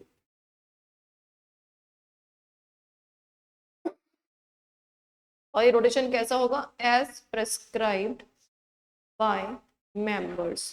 that means what, कि अगर मान लीजिए मेंबर्स ये बोलते हैं कि जो भी हम फर्म अपॉइंट कर रहे हैं उसके पार्टनर्स भी आपस में रोटेशन करेंगे, मतलब एक ही पार्टनर पूरे 5 साल तक ऑडिट नहीं करेगा, तो फिर हाँ, जो ऑडिट फर्म अपॉइंट की, मान लो मैसेज एबीसी आपने अपॉइंट की है, तो मैसर्स एबीसी जो है उसके जो पार्टनर्स हैं ए बी सी, तो वो भी क्या होंगे? रोटेट होंगे. मतलब पहले ए जो है वो 2 साल के लिए ऑडिट करेगा, फिर बी 2 साल के लिए करेगा, एंड देन सी करेगा. तो इंटरनल रोटेशन जो है वो भी बता सकते हैं. अगर मेंबर्स ने ऐसा बोला है तो, नहीं बोला है तो सिंगल पार्टनर भी कर लेगा. Next is reappointment. रीअपॉइंटमेंट, क्या रिटायरिंग ऑडिटर को फिर फर्दर रीअपॉइंट किया जा सकता है? अलाउड है क्या? अलाउड है, अलाउड है, लेकिन कुछ एक्सेप्शंस है इसके. एक्सेप्ट, तो कुछ केसेस में अलाउड नहीं है. अब वो कौन से केसेस हैं? बहुत ही सिंप्लीफाइड केसेस हैं. अगर वो डिस्क्वालीफाइड हो जाए तो डेफिनेटली नहीं हो सकता, डिस्क्वालीफाइड. या फिर वो अनविलिंगनेस शो कर दे, मना कर दे वो खुद ही. या फिर क्या हो जाए? नॉट टू बी रीअपॉइंटेड, ऐसा मेंबर्स ने रेजोल्यूशन पास कर लिया है. रेजोल्यूशन पास्ड बाय मेंबर, मतलब मेंबर्स ने क्या बोल दिया? कुछ भी हो जाए, चाहे से ये रीअपॉइंट नहीं होना चाहिए, तो भाई मेंबर से मना कर दिया तो बात वहीं खत्म हो जाती है, फिर रीअपॉइंट नहीं हो सकता. अगर by chance casual vacancy arise हो रही है तो क्या होगा? कैजुअल वैकेंसी, इसके अगेन दो केसेस लेते हैं, वन इज गवर्नमेंट कंपनी और one is other than government company. Government company में कैजुअल वैकेंसी कौन फिल करेगा? सीएजी। 30 डेज के अंदर अंदर सीएजी फिल करेगा, और अगर 30 डेज में सीएजी ने नहीं फिल किया तो अगले 30 डेज में बोर्ड फिल करेगा, इफ नॉट। वेयर ये कैजुअल वैकेंसी की बात है, कैजुअल, फर्स्ट ऑडिटर्स की बात नहीं कर रहे हैं, है ना। अच्छा, अदर देन गवर्नमेंट कंपनी की अगर हम बात कर रहे हैं तो यहाँ पे तो ऑब्वियसली एक ही पीरियड है, 30 डेज के अंदर अंदर बोर्ड ही करेगा, बीआर पास करेंगे। लेकिन अगर सेम केस यहाँ पे रेजिग्नेशन का केस है, इफ रेजिग्नेशन ऑडिटर ने रिजाइन किया, कैजुअल वैकेंसी डेथ वेथ की वजह से नहीं हो रही है, उसने रिजाइन कर दिया है, तो this is a serious matter, तो उस केस में मेंबर्स की अप्रूवल लेनी पड़ जाएगी। तो यहाँ पे आपको क्या करना पड़ेगा? 3 मंथ्स के अंदर अंदर जनरल मीटिंग में रेटिफाई कराना पड़ेगा। ये तभी रेटिफाई करना है जब क्या हो रहा है? रेजिग्नेशन हो रहा है। अगर रेजिग्नेशन नहीं होगा तो फिर बोर्ड मीटिंग में बीआर पास करके आपका काम खत्म हो जाएगा, ठीक है। ये जो भी यहाँ पे ऑडिटर अपॉइंट हुआ है कैजुअल वैकेंसी में, इसकी पोजीशन कब तक रहेगी? Till conclusion of next AGM. तो till conclusion of next AGM तक ही ये पोस्ट होल्ड करता है, जबकि डायरेक्टर्स में प्रोविजन अलग होता है। डायरेक्टर्स में कैजुअल डायरेक्टर कब तक होल्ड करता है? अनएक्सपायर्ड पीरियड तक होल्ड करता है ना। और यहाँ पे कब तक होल्ड कर रहा है? ये एजीएम तक होल्ड करेगा। फाइन, चलिए आगे बढ़ते हैं। Next is that is section 140, appointment of auditor other than retiring auditor, other than retiring auditor। अच्छा, अब इस केस में एक छोटा सा हमें स्टेप फॉलो करना है, स्पेशल नोटिस वाला। यहाँ पे स्पेशल नोटिस 115 जो है वो एप्लीकेबल होता है। सेक्शन 115 के टाइम पे मैंने आपको बताया भी था कि 115 में 4 ही मामले आते हैं, तो डायरेक्टर्स का रिमूवल और उसकी जगह पे नए डायरेक्टर का अपॉइंटमेंट, ऑडिटर का रिमूवल और उसकी जगह पे नए ऑडिटर का अपॉइंटमेंट। तो ये 4 ही केसेस आते हैं। तो ऑडिटर का रिमूवल हो रहा है तो बट ऑब्वियसली 115 का नोटिस तो जाएगा ही जाएगा। तो सबसे पहले क्या करेंगे, मेंबर्स जो हैं, मेंबर्स रिक्विजिट जो भी है, सेंड स्पेशल नोटिस, इसको टू कंपनी। एनी आइडिया कितने दिन का नोटिस आता है? 14 डेज का स्पेशल नोटिस आता है। तो कंपनी को स्पेशल नोटिस भेजा जाएगा और फिर कंपनी जो है वो किसको फॉरवर्ड कर देगी? ऑडिटर को। तो forward to auditor, and obviously auditor को जैसे ही ये इंटीमेशन मिलेगी तो वो क्या बनाएगा? Make representation.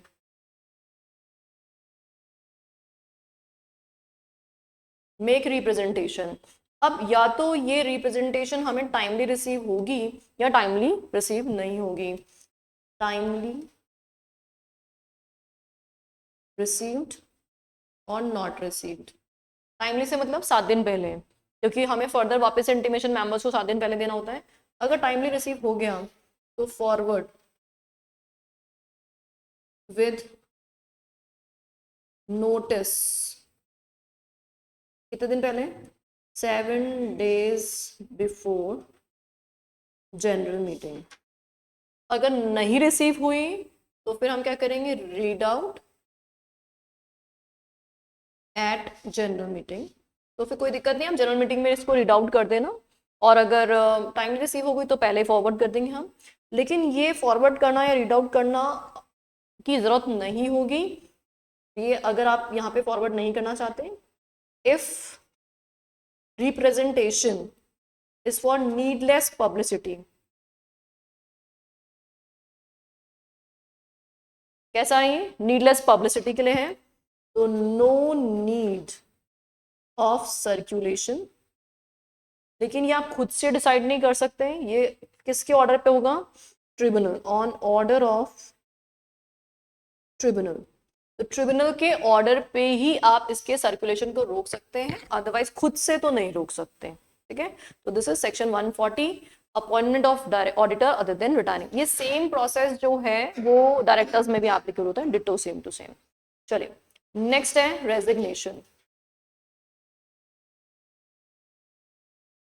रेजिग्नेशन, अगर कोई भी ऑडिटर रेजिग्नेशन दे रहा है तो वो स्टेटमेंट ऑफ रेजिग्नेशन फाइल करेगा, स्टेटमेंट ऑफ रेजिग्नेशन फाइल करेगा ADT3 के अंदर, और इसमें क्या डालेगा, रीजंस डालेगा ऑफ रेजिग्नेशन, और 30 डेज के अंदर अंदर 30 डेज के अंदर अंदर किसको फॉरवर्ड कर देगा, अगर कंपनी कौन सी कंपनी है, गवर्नमेंट कंपनी है या अदर देन गवर्नमेंट कंपनी है। अगर आपकी कंपनी गवर्नमेंट कंपनी है तो किसको जाएगा, ROC को एंड CG को, CAG सॉरी, CAG को। और अगर अदर देन गवर्नमेंट कंपनी है तो किसको जाएगा, कंपनी को एंड ROC को, क्योंकि गवर्नमेंट कंपनी का सारा काम CAG देखेगा तो CAG को जाएगा, और अगर नॉर्मल कंपनी है तो वो ROC को इन्फॉर्म कर दो, ADT3 फाइल कर दो, इनफ हो जाएगा। रेमुनरेशन, रेमुनरेशन जो है वो कौन फिक्स करेगा, एनी आइडिया, सेक्शन 142 में ऑडिटर का जो फर्स्ट ऑडिटर है उसका रेमुनरेशन तो वो डिसाइड करेंगे, और सब्सिक्वेंट जो भी ऑडिटर्स है वो जनरल मीटिंग में अपॉइंट होते हैं तो मेंबर्स डिसाइड करेंगे। तो first auditor and subsequent auditor.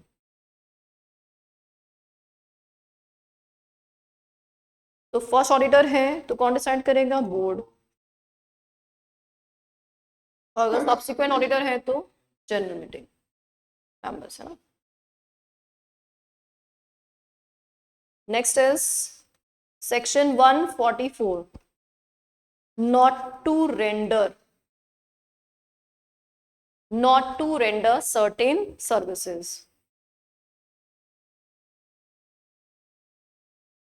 अच्छा, अब ऑडिटर कौन कौन से काम नहीं कर सकता, तो ऑडिटर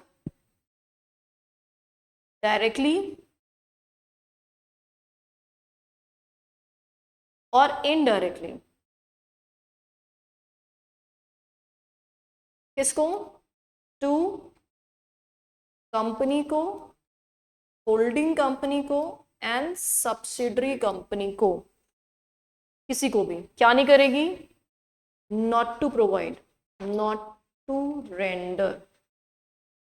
अब कौन कौन सी सर्विसेज नहीं प्रोवाइड करनी है, जैसे अकाउंटिंग से रिलेटेड, अकाउंटिंग, बुक कीपिंग, है ना, इनसे रिलेटेड कोई सर्विसेज नहीं देनी है।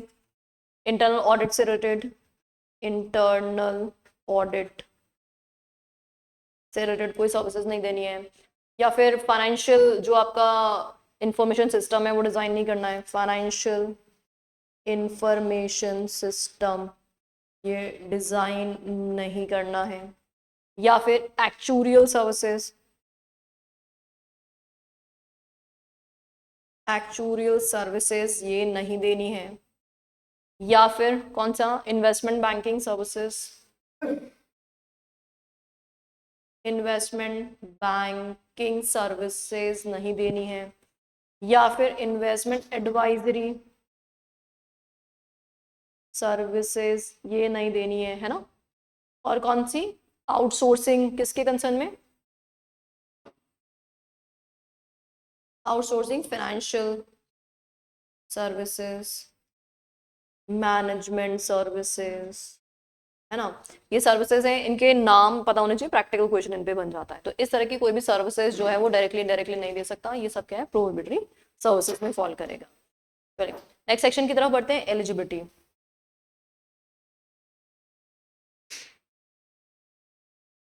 Section 141 eligibility. तो एलिजिबिलिटी तो हमें पता ही है कि कौन होगा, CA इंडिविजुअल या फर्म, जिसमें मेजॉरिटी ऑफ पार्टनर्स कौन होंगे, CA होंगे, और या फिर LLP, है ना, ये हो सकता है। अब डायरेक्टली हम डिस्क्वालिफिकेशंस की बात करते हैं। डिस्क्वालिफिकेशन, तो कौन कौन यहाँ पे ऑडिटर अपॉइंट नहीं हो सकता है, तो पहला डिस्क्वालिफिकेशन है हमारा, that is what, body corporate, लेकिन बॉडी कॉर्पोरेट में क्या हटा देना, other than LLP, LLP allowed होता है। अब कंपनी के ऑफिसर एम्प्लॉयज वो तो डिस्क्वालीफाइड होंगे ही होंगे, ऑफिसर और एम्प्लॉय ऑफ कंपनी। अच्छा, साथ ही में इन ऑफिसर और एम्प्लॉयज के कौन लोग, पार्टनर और रिलेटिव, ये भी डिस्क्वालीफाइड हो गए। ये सी क्लॉज हो गया हमारा। देन डी, डी में ना तो हिमसेल्फ ना रिलेटिव, दोनों ही क्या नहीं कर सकते, हिमसेल्फ और रिलेटिव दोनों ही क्या नहीं कर सकते, 3 काम नहीं कर सकते। एक तो सिक्योरिटी होल्ड नहीं कर सकते, सिक्योरिटी होल्ड नहीं कर सकते, या इंडेप्टेड नहीं हो सकते, या गारंटी ऑफ लोन प्रोवाइड नहीं कर सकते। अच्छा, सिक्योरिटी होल्डिंग कौन सी कंपनीज में, इन cash companies, cash companies plus कौन सी company, subsidiary of holding company, ठीक है। अच्छा, इंडेप्टनेस भी वही है, कैश कंपनीज और सब्सिडरी ऑफ होल्डिंग कंपनी, है ना। और इसमें भी गारंटी में भी वही है, कैश कंपनीज और सब्सिडरी ऑफ होल्डिंग कंपनी। इनमें से किसी भी कंपनी में आप इस तरह की कोई भी एक्टिविटी नहीं कर सकते, बट इसके कुछ एग्जाम्पशंस हैं। जैसे यहाँ पे एग्जाम्पशन है रिलेटिव, रिलेटिव जो है वो यहाँ पे सिक्योरिटी होल्ड कर सकता है। कितनी सिक्योरिटी होल्ड कर सकता है, up to 1 lakh, up to 1 lakh face value. और अगर बाई चांस एक्सीड कर जाती है, इफ एक्सीड्स, तो क्या करना पड़ेगा, 60 डेज में करेक्टिव एक्शन लेना पड़ेगा, 60 डेज में करेक्टिव एक्शन लेना पड़ेगा। और इनडेप्थनेस में ओनली रिलेटिव्स के लिए नहीं है, सबके लिए है ये, ऑल एग्जाम्पशन है। अप टू या एक्सीडिंग बोल सकते हैं, एक्सीडिंग 5 लाख रुपए, मतलब 5 लाख से ऊपर जाएगा तो आप डिस्क्वालीफाइड हो जाओगे, 5 लाख तक है तो कोई दिक्कत नहीं है। गारंटी के केस में एक्सीडिंग 1 लाख रुपीज, तो 1 लाख रुपीज से ज्यादा का आपका गारंटी अमाउंट नहीं होना चाहिए। Next is E, that is what, कोई भी पर्सन या फर्म जो जिसको हम ऑडिटर अपॉइंट कर रहे हैं, पर्सन या फर्म, क्या नहीं होना चाहिए, उसका बिजनेस रिलेशनशिप नहीं होना चाहिए, बिजनेस रिलेशनशिप किसके साथ, जिस हमारी कंपनीज के साथ ऑब्वियसली। कौन कौन सी कंपनी के साथ, वही कैश कंपनी और वही subsidiary of holding and subsidiary of, नहीं सॉरी, एसोसिएट ऑफ होल्डिंग, ये सारी companies. Cash company, subsidiary of holding and associate of holding, इन सारी कंपनीज में से किसी के साथ भी आपका बिजनेस रिलेशनशिप नहीं होना चाहिए। नेक्स्ट है रिलेटिव, रिलेटिव किसका, रिलेटिव डायरेक्टर और केएमपी। तो डायरेक्टर और रिलेटिव, डायरेक्टर और केएमपी का रिलेटिव जो है वो भी यहाँ पे डिस्क्वालीफाइड रहेगा। अगर कोई भी ऑडिटर फुल टाइम एम्प्लॉयमेंट में, फुल टाइम एम्प्लॉयमेंट एल्सवेयर, मतलब आप कहीं और फुल टाइम जॉब कर रहे हो तो अंडरस्टूड सी बात है आप ऑडिटर नहीं बन सकते। या फिर आप क्या कर चुके हो और मैक्सिमम 20 कंपनी से एक्सीड कर चुके हो, तो मैक्सिमम लिमिट ऑफ 20 एक्सीडेड, मतलब आप 20 से ज्यादा कंपनीज में ऑलरेडी ऑडिटर बन चुके हो, तो फिर डेफिनेटली आप यहाँ पे डिस्क्वालीफाइड हो चुके हो। और 20 कंपनीज की काउंटिंग में हम किस किस को एक्सक्लूड करेंगे, एक्सक्लूडिंग, इस 20 की लिमिट में हम किस किस को काउंट नहीं करेंगे, ओपीसी को काउंट नहीं करेंगे, गवर्नमेंट कंपनी को हम काउंट नहीं करेंगे इसमें, और स्मॉल कंपनी को हम काउंट नहीं करेंगे, और कुछ प्राइवेट कंपनीज जो हैं, प्राइवेट कंपनीज जिनका पेड अप कैपिटल कितना है, 100 करोड़ से लेस है, पेड अप कैपिटल 100 करोड़ से लेस है, उन प्राइवेट कंपनीज को यहाँ पे हम कवर नहीं करेंगे। नेक्स्ट इज, नहीं वो नहीं, चलिए नेक्स्ट इज कन्विक्टेड है अगर कोई ऑडिटर, कन्विक्टेड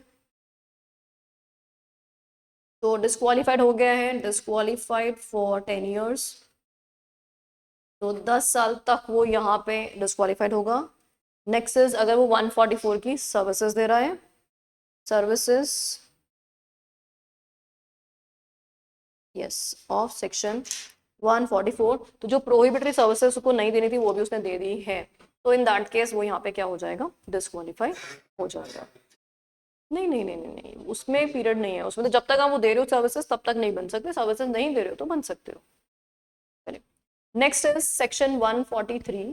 सेक्शन 143 में वैसे तो ऑडिटर के कुछ पावर वावर दे रखे हैं, तो वो तो ऐसे जनरल दे रखे हैं।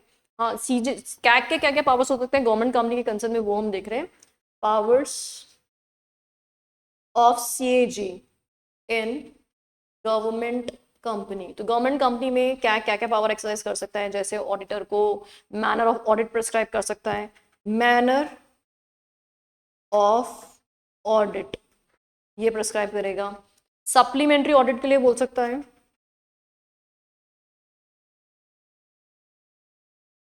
सप्लीमेंट्री ऑडिट के लिए बोल सकता है, लेकिन ये सप्लीमेंट्री ऑडिट कितने दिनों में हो सकती है, with in 60 days, with in 60 days of receipt of audit report.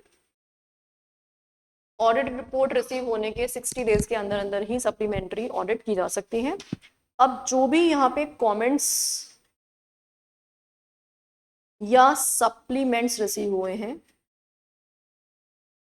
Comments या सप्लीमेंट्स रिसीव हुए हैं, इनको हमें सेंड करना है। किनको सेंड करना पड़ेगा, persons entitled two copies of financial statement. तो जिन भी लोगों को फाइनेंशियल स्टेटमेंट की कॉपीज रिसीव करने का राइट था, उन सबको यहाँ पे सप्लीमेंट्री रिकॉर्ड्स रिसीव करने का भी राइट होगा।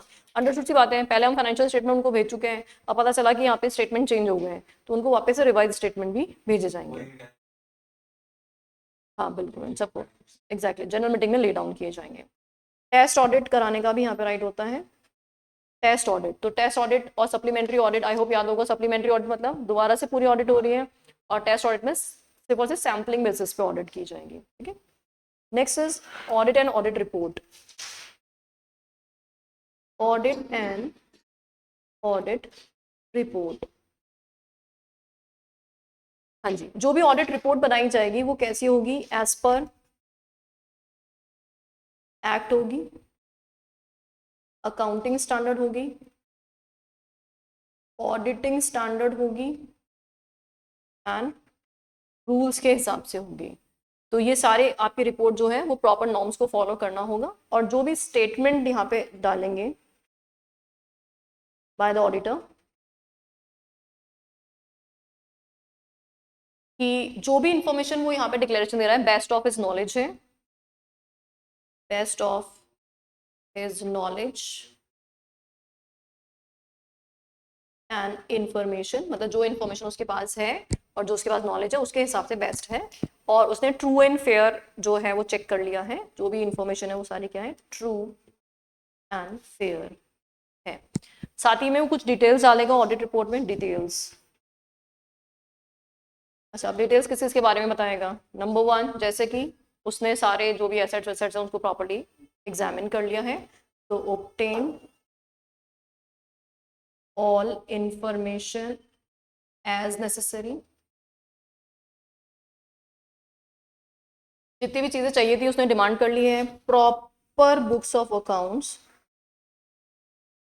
Proper books of accounts are kept, branch के जो ऑडिट रिपोर्ट है वो रिसीव हो गई है उसको, क्योंकि ब्रांच ऑडिटर दूसरा था तो उसने ऑडिट करके क्या कर लिया, मेन ऑडिटर को सेंड कर दिया, तो वो रिसीव कर लिया है। देन फाइनेंशियल स्टेटमेंट्स जो हैं, और ये डिक्लेरेशन जाएगा सारे इसमें ऑडिट रिपोर्ट के अंदर। हाँ, तो फाइनेंशियल स्टेटमेंट्स क्या है, एज बुक्स ऑफ अकाउंट्स है, जैसे बुक्स ऑफ अकाउंट्स में डिटेल्स थी उसी के हिसाब से फाइनेंशियल स्टेटमेंट बनाएंगे, मतलब कोई वेरिएशन नहीं है ना। साथ ही में कोई भी अगर एडवर्स रिमार्क है, एडवर्स रिमार्क,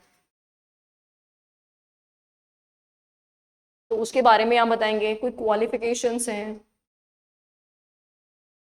उसके बारे में बताएंगे, प्लस उसका इम्पैक्ट ऑन फाइनेंशियल स्टेटमेंट क्या क्या पड़ेगा वो सारी बातें बताएंगे, है ना। कंप्लीट डिस्क्लेरेशन, साथ ही में एडिक्वेट इंटरनल कंट्रोल, इसके कंसर्न में फाइनेंशियल, क्योंकि ऑडिट का लेना देना फाइनेंस से ही होता है, तो इंटरनल फाइनेंशियल कंट्रोल है। लेकिन ये जो इंटरनल फाइनेंशियल कंट्रोल है ये एप्लीकेबल नहीं होगा, ये प्रोविजन एप्लीकेबल नहीं है, नॉट एप्लीकेबल। एक तो ओपीसी पे एप्लीकेबल नहीं है प्रोविजन, और दूसरा ऐसी कंपनी जिसका लोन लेस देन 50 करोड़ है, ऐसी कंपनी जिसका लोन लेस देन 50 करोड़ है, तो उस कंपनी पे भी प्रोविजन एप्लीकेबल।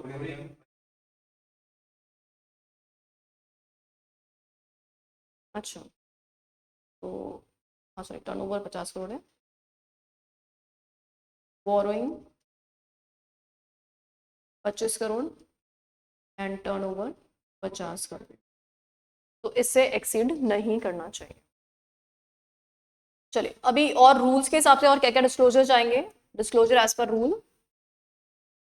रूल्स के हिसाब से क्या क्या डिस्क्लोजर चाहेंगे, ये मतलब डिस्क्लोजर्स ही चल रहा है, ऑडिट रिपोर्ट के डिस्क्लोजर्स चल रहे हैं। तो अभी ये तो सेक्शंस के हिसाब से था, अब रूल्स के हिसाब से क्या क्या डिस्क्लोजर चाहेंगे। तो इसमें क्या क्या disclosure, number 1 pending litigation,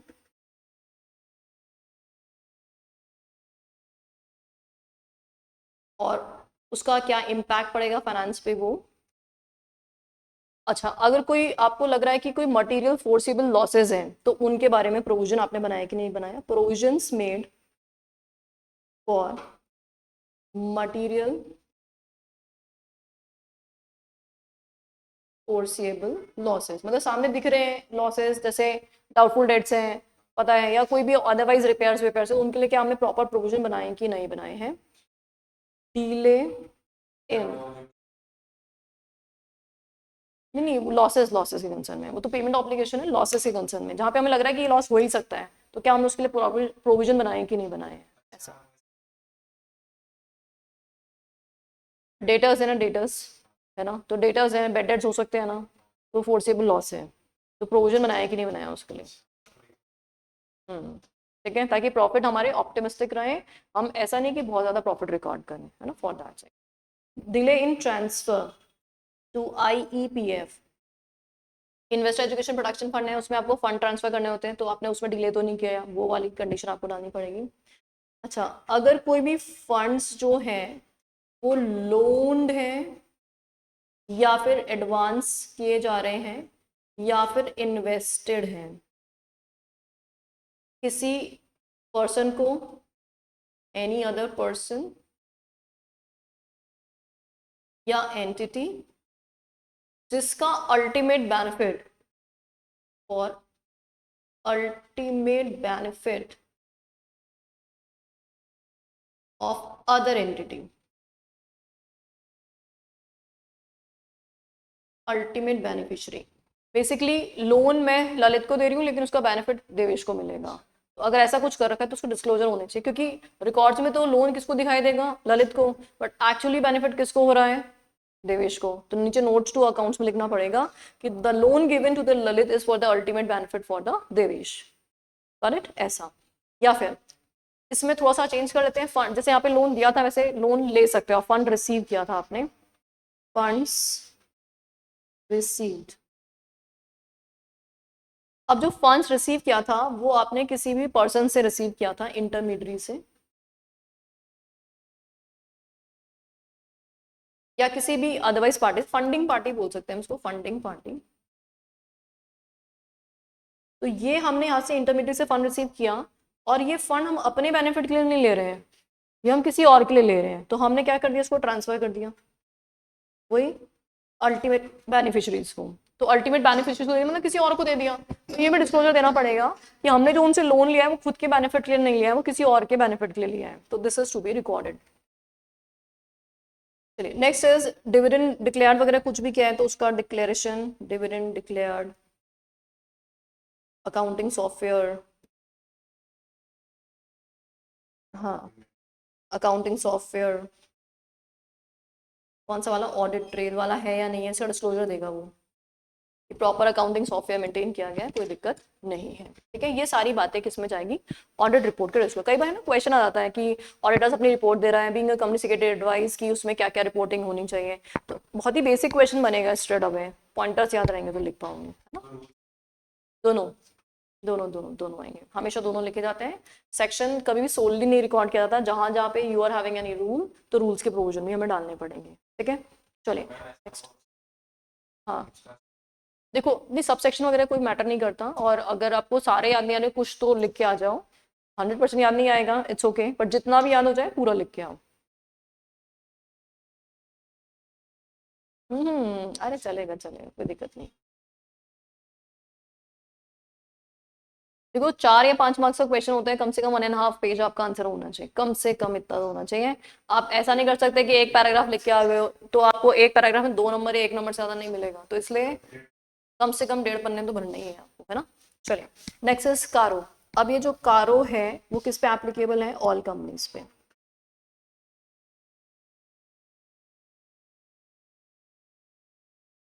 accept as usual कुछ स्पेशल काइंड ऑफ कंपनी आप एग्जाम्शन में रहेंगी, जैसे banking, insurance, section 8 company and small company.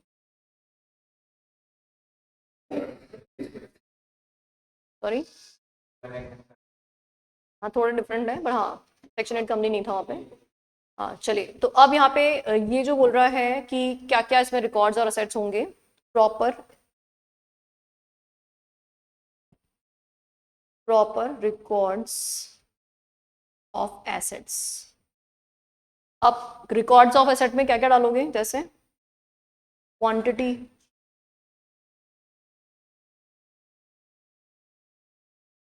Quantity of assets, situation, कहाँ सिचुएटेड है एसेट्स की वो, फिजिकल वेरिफिकेशन एसेट्स के डिटेल में, और वो टाइटल डीड्स, क्या वो एसेट कंपनी के नाम पे रजिस्टर्ड है या नहीं है ना, टाइटल डीड्स। देन उसके अलावा अगर कोई भी वैल्यूएशन में चेंज आ रहा है ना, कितना परसेंट, 10% ज़्यादा, तो revaluation, revaluation if more than 10% change in property. तो ये सारे डिस्क्लोजर्स देने हैं हमें एसेट के कंसर्न में, कारों के हिसाब से। हाँ चार्जेस वगैरह भी देना चाहिए, बिल्कुल एसेट पे चार्ज क्रिएट हुआ है तो बताना ही पड़ेगा। देन नंबर 2, ये तो हुआ एसेट से कंसर्न में। नंबर 2, प्रोसीडिंग्स अगर कोई स्टार्ट हो गई है कंपनी के अगेंस्ट में, अगेंस्ट कंपनी, कौन से केस में, बेनामी प्रॉपर्टी से कंसर्न में, बेनामी प्रॉपर्टी। बेनामी प्रॉपर्टी मतलब कंपनी की खुद की जो है एसेट है, मतलब नाम किसी और का है और पैसा किसी और का लगा हुआ है। तो अगर ऐसा कुछ किया है, मतलब सपोज करो कंपनी का पैसा किसी और के नाम पे एसेट होल्ड करने में रखा गया है, या फिर कंपनी ने किसी और के एसेट को होल्ड किया हुआ है जबकि कंपनी का पैसा लगा हुआ नहीं उसमें, तो इस तरह का वही ब्लैक मनी को सेटल करने के लिए जो भी एसेट्स में इन्वेस्टमेंट किया जाता है वो सब देना हो। तो इसका अगर कोई केस स्टार्ट हो गया कंपनी के अगेंस्ट में, प्रोसीडिंग स्टार्ट हो गई है, तो उसका डिस्क्लोजर कारों के हिसाब से देना पड़ेगा। अगर इन्वेंट्री है तो उसका फिजिकल वेरिफिकेशन जरूरी होगा। फिजिकल वेरिफिकेशन मतलब जाके देख के आओ गोडाउन में इतना इन्वेंट्री पड़ा भी है कि नहीं पड़ा हुआ है ना, मतलब ऐसे नहीं कि बोल दिया लोगों ने और हमने मान लिया, है ना, फिजिकल वेरिफिकेशन। देन क्वार्टरली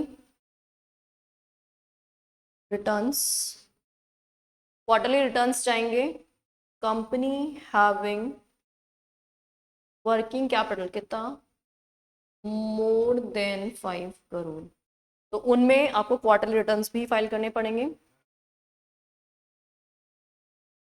नहीं डिविडेंड दे या नहीं दे उससे कोई है, वर्किंग कैपिटल की रिक्वायरमेंट है यहाँ पे। तो अगर वर्किंग कैपिटल आपका कितना है, 5 करोड़ से ज्यादा है, तो आपको क्वार्टरली रिटर्न भी फाइल करने पड़ेंगे। ठीक है, कंपल्सरी हो गया।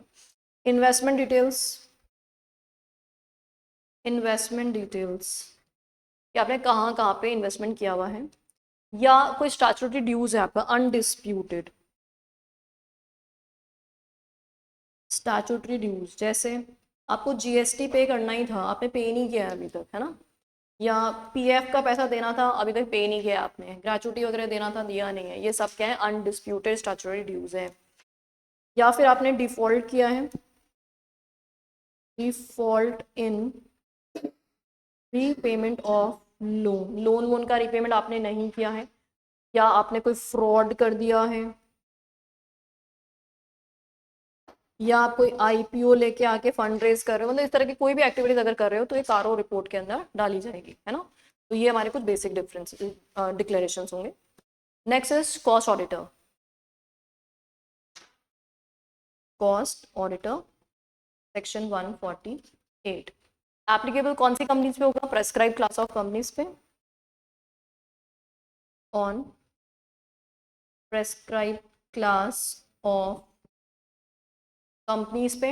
इन प्रेस्क्राइब क्लास ऑफ कंपनीज को क्या करना पड़ेगा, 180 डेज में from commencement of financial year आपको अपॉइंट करना है cost auditor. Appoint cost auditor, और कॉस्ट ऑडिटर कहाँ अपॉइंट होता है, बोर्ड मीटिंग में बीआर पास करके अपॉइंटमेंट किया जाता है। और जब भी आप अपॉइंट करोगे तो हमेशा जिसको भी अपॉइंट किया जाता है उससे रिटर्न कंसेंट हमेशा ले लेना, return consent required and declaration that. अब वो क्या क्या डिक्लेरेशन देगा, नंबर 1 क्या देगा, he is eligible for appointment, है ना, he is eligible for appointment. साथ ही में वो क्या कर रहा है, डिस्क्वालिफिकेशन का सेक्शन 141 जो अभी हमने देखा था, तो 141 के जो क्राइटेरिया है उसको मीट आउट करता है। तो criteria of section 141 complies, then appointment within limit हो रहा है उसका, एंड उसके अगेंस्ट में कोई भी प्रोसीडिंग्स है तो उसका डिक्लेरेशन देगा, प्रोसीडिंग्स पेंडिंग अगेंस्ट हिम, उसका डिस्क्लोजर वो यहाँ पे देगा। अच्छा, अब उसके अपॉइंटमेंट के बाद हमें क्या करना है, फॉर्म फाइल करना पड़ेगा, फाइल नोटिस ऑफ अपॉइंटमेंट। अच्छा, किसको जाएगा, सीजी को जाएगा, CRA 2 में जाएगा। अब कितने दिनों में जाएगा, with in 30 days from appointment,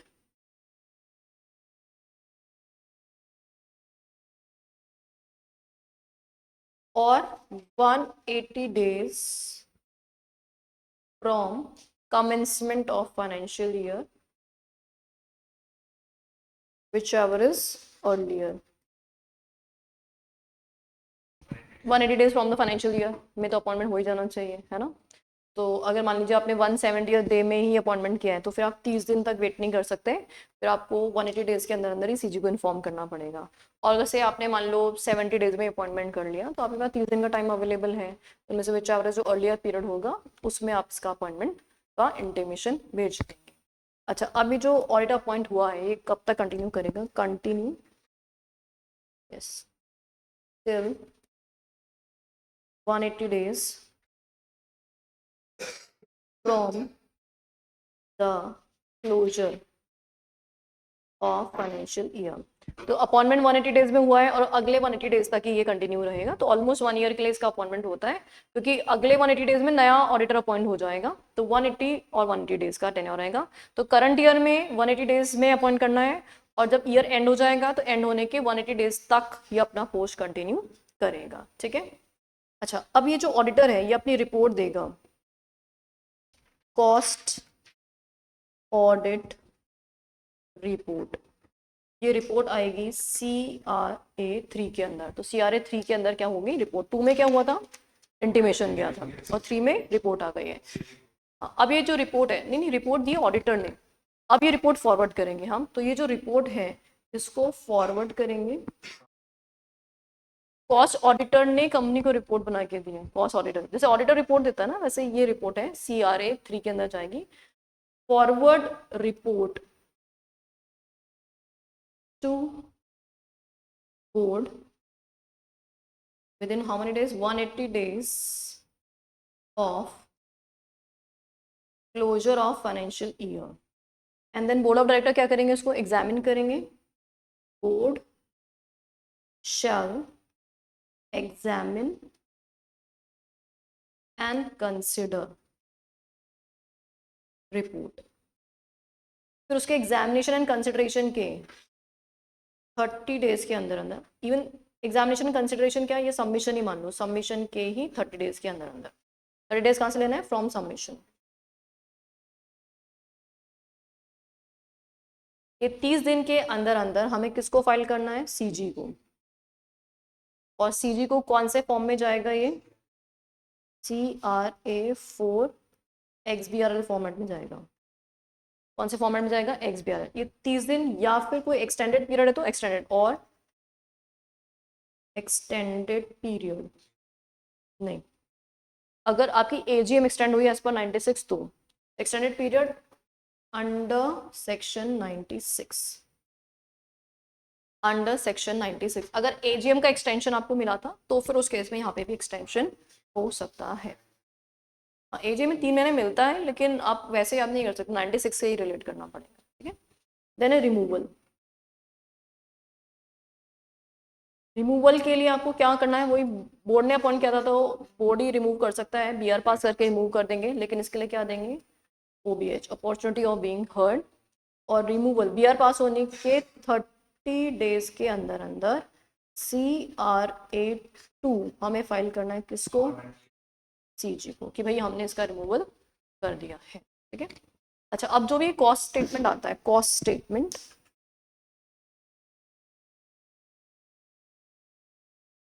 ये कॉस्ट स्टेटमेंट जैसे हमारे फाइनेंशियल स्टेटमेंट होते हैं ना, वैसे कॉस्ट स्टेटमेंट होते हैं. तो फाइनेंशियल स्टेटमेंट में ऑडिटर को देने से पहले हम क्या करते थे? बोर्ड मीटिंग में अप्रूव करते थे एंड देन सिग्नेटरी साइन करते थे. वैसा ही सेम यहाँ पे रहता है. कॉस्ट स्टेटमेंट पहले बोर्ड ऑफ डायरेक्टर्स की मीटिंग में जाएंगे, वहाँ पे अप्रूव होंगे, BR पास होगा, एंड देन साइन होगा. इसका साइन बाय ऑथराइज्ड डायरेक्टर. वो इसको साइन करेगा और उसके सिग्नेचर के बाद send to cost auditor. Then हम इसको कॉस्ट ऑडिटर को फॉरवर्ड करेंगे. बात समझ में आ गई? एंड देन कॉस्ट ऑडिटर अपनी रिपोर्ट हमें देगा. मतलब ये पहला स्टेप है और ये बाद का स्टेप है. सबसे पहले कंपनी में क्या बनेंगे? कॉस्ट ऑडिटर के कॉस्ट के अकाउंट्स बनेंगे, कॉस्ट स्टेटमेंट्स बनेंगे, बोर्ड मीटिंग होगी, BR पास होगा, एंड देन इस डायरेक्टर साइन करेगा. देन कॉस्ट ऑडिटर को हम दे देंगे कि हमारी तरफ से ये फाइनल है, अब आप तुम चेक कर लो. फिर कॉस्ट ऑडिटर्स को चेक करके अपनी रिपोर्ट करेगा 180 डेज के अंदर अंदर बोर्ड ऑफ डायरेक्टर्स को. फिर बोर्ड ऑफ डायरेक्टर्स क्या करेंगे? उसको अडॉप्ट कर लेंगे और अडॉप्ट करके फिर किसको इन्फॉर्म कर देंगे? CG को. Got it? This is how the process. ये सेम प्रोसेस फाइनेंशियल स्टेटमेंट की भी, as it is same process. चलिए, next is remuneration.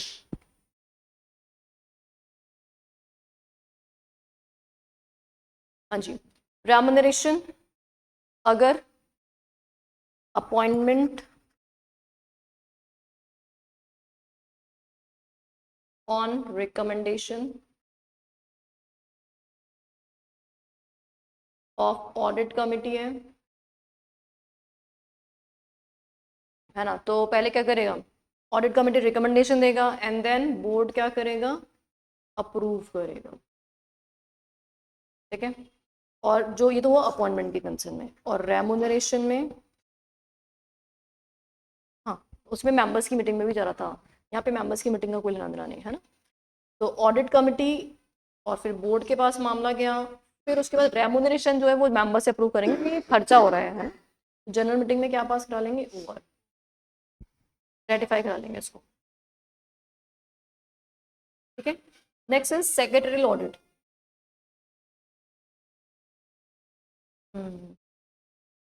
Section 204 secretarial audit. Applicability.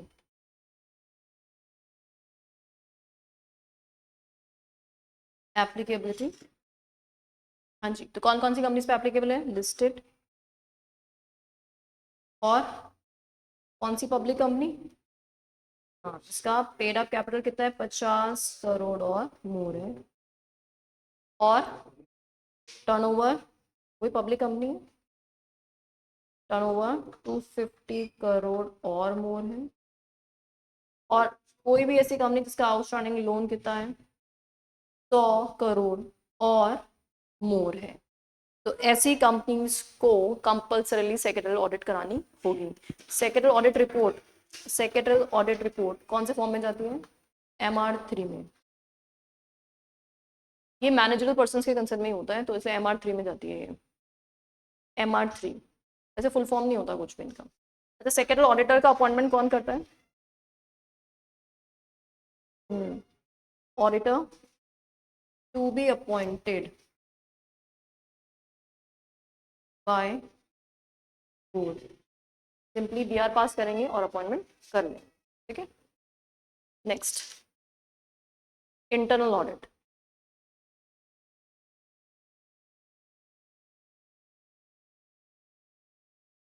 अब इंटरनल ऑडिट जो है सेक्शन 138 में प्रेस्क्राइब है, कौन कौन सी कंपनीज को यहाँ पे कराना पड़ेगा। 3 कैटेगरीज हैं, listed, unlisted public and private company, ठीक है। अच्छा, अब अनलिस्टेड पब्लिक कंपनीज में 4 कैटेगरीज हैं, इसमें कौन कौन सा? एक तो deposit, paid up capital, outstanding loan and turnover, है ना। लिमिट्स सिंपल डबल करते जाना, दैट इज 25 करोड़, 50 करोड़, 100 करोड़ और 200 करोड़। इनमें सब में और मोर भी है ना। अच्छा, प्राइवेट कंपनी में लेकिन 2 ही लिमिट्स हैं, 100 करोड़ और 200 करोड़, ये 2 ही लिमिट्स है प्राइवेट कंपनी में, ठीक है। अच्छा, अब किसको अपॉइंट कर सकते हैं? हु कैन बी अपॉइंटेड, तो इसमें कोई स्पेसिफिक ऐसा क्वालिफिकेशन नहीं है। कोई CA भी हो सकता है, CMA हो सकता है, या कोई भी other as prescribe by the board, other professional as prescribe by board. तो कंपनी सेक्रेटरी अपॉइंट हो सकता है क्या, बताओ? इंटरनल ऑडिटर हो सकता है। अब बोला ना other person as prescribe by the board, तो बोर्ड जिसको भी बोलेगा वो डेफिनेटली यहाँ पे अपॉइंट होगा। और अगर प्रोड्यूसर कंपनी है, कौन सी कंपनी? प्रोड्यूसर कंपनी, तो उसको कंपल्सरीली इंटरनल ऑडिट करानी पड़ेगी, mandatory internal audit irrespective of the limit, irrespective of the limit, that's it। तो फाइनली इसी के साथ हमारा चैप्टर 9 पूरा ऑल डन। तो हमने सारे टॉपिक्स जो है समरी वे में यहाँ पे रिकॉर्ड कर लिए हैं। तो हार्डली जो हमने 8, 10, 12, 13 लेक्चर्स में कंप्लीट किया था 2 घंटे में पूरा खत्म। और अब आप और भी फास्ट, क्योंकि मैंने पूरा लिखा तो इट टुक मोर टाइम, तो अब इन समरी नोट्स को वापस पढ़ लोगे तो हार्डली आधे घंटे में चैप्टर खत्म हो जाएगा, ठीक है।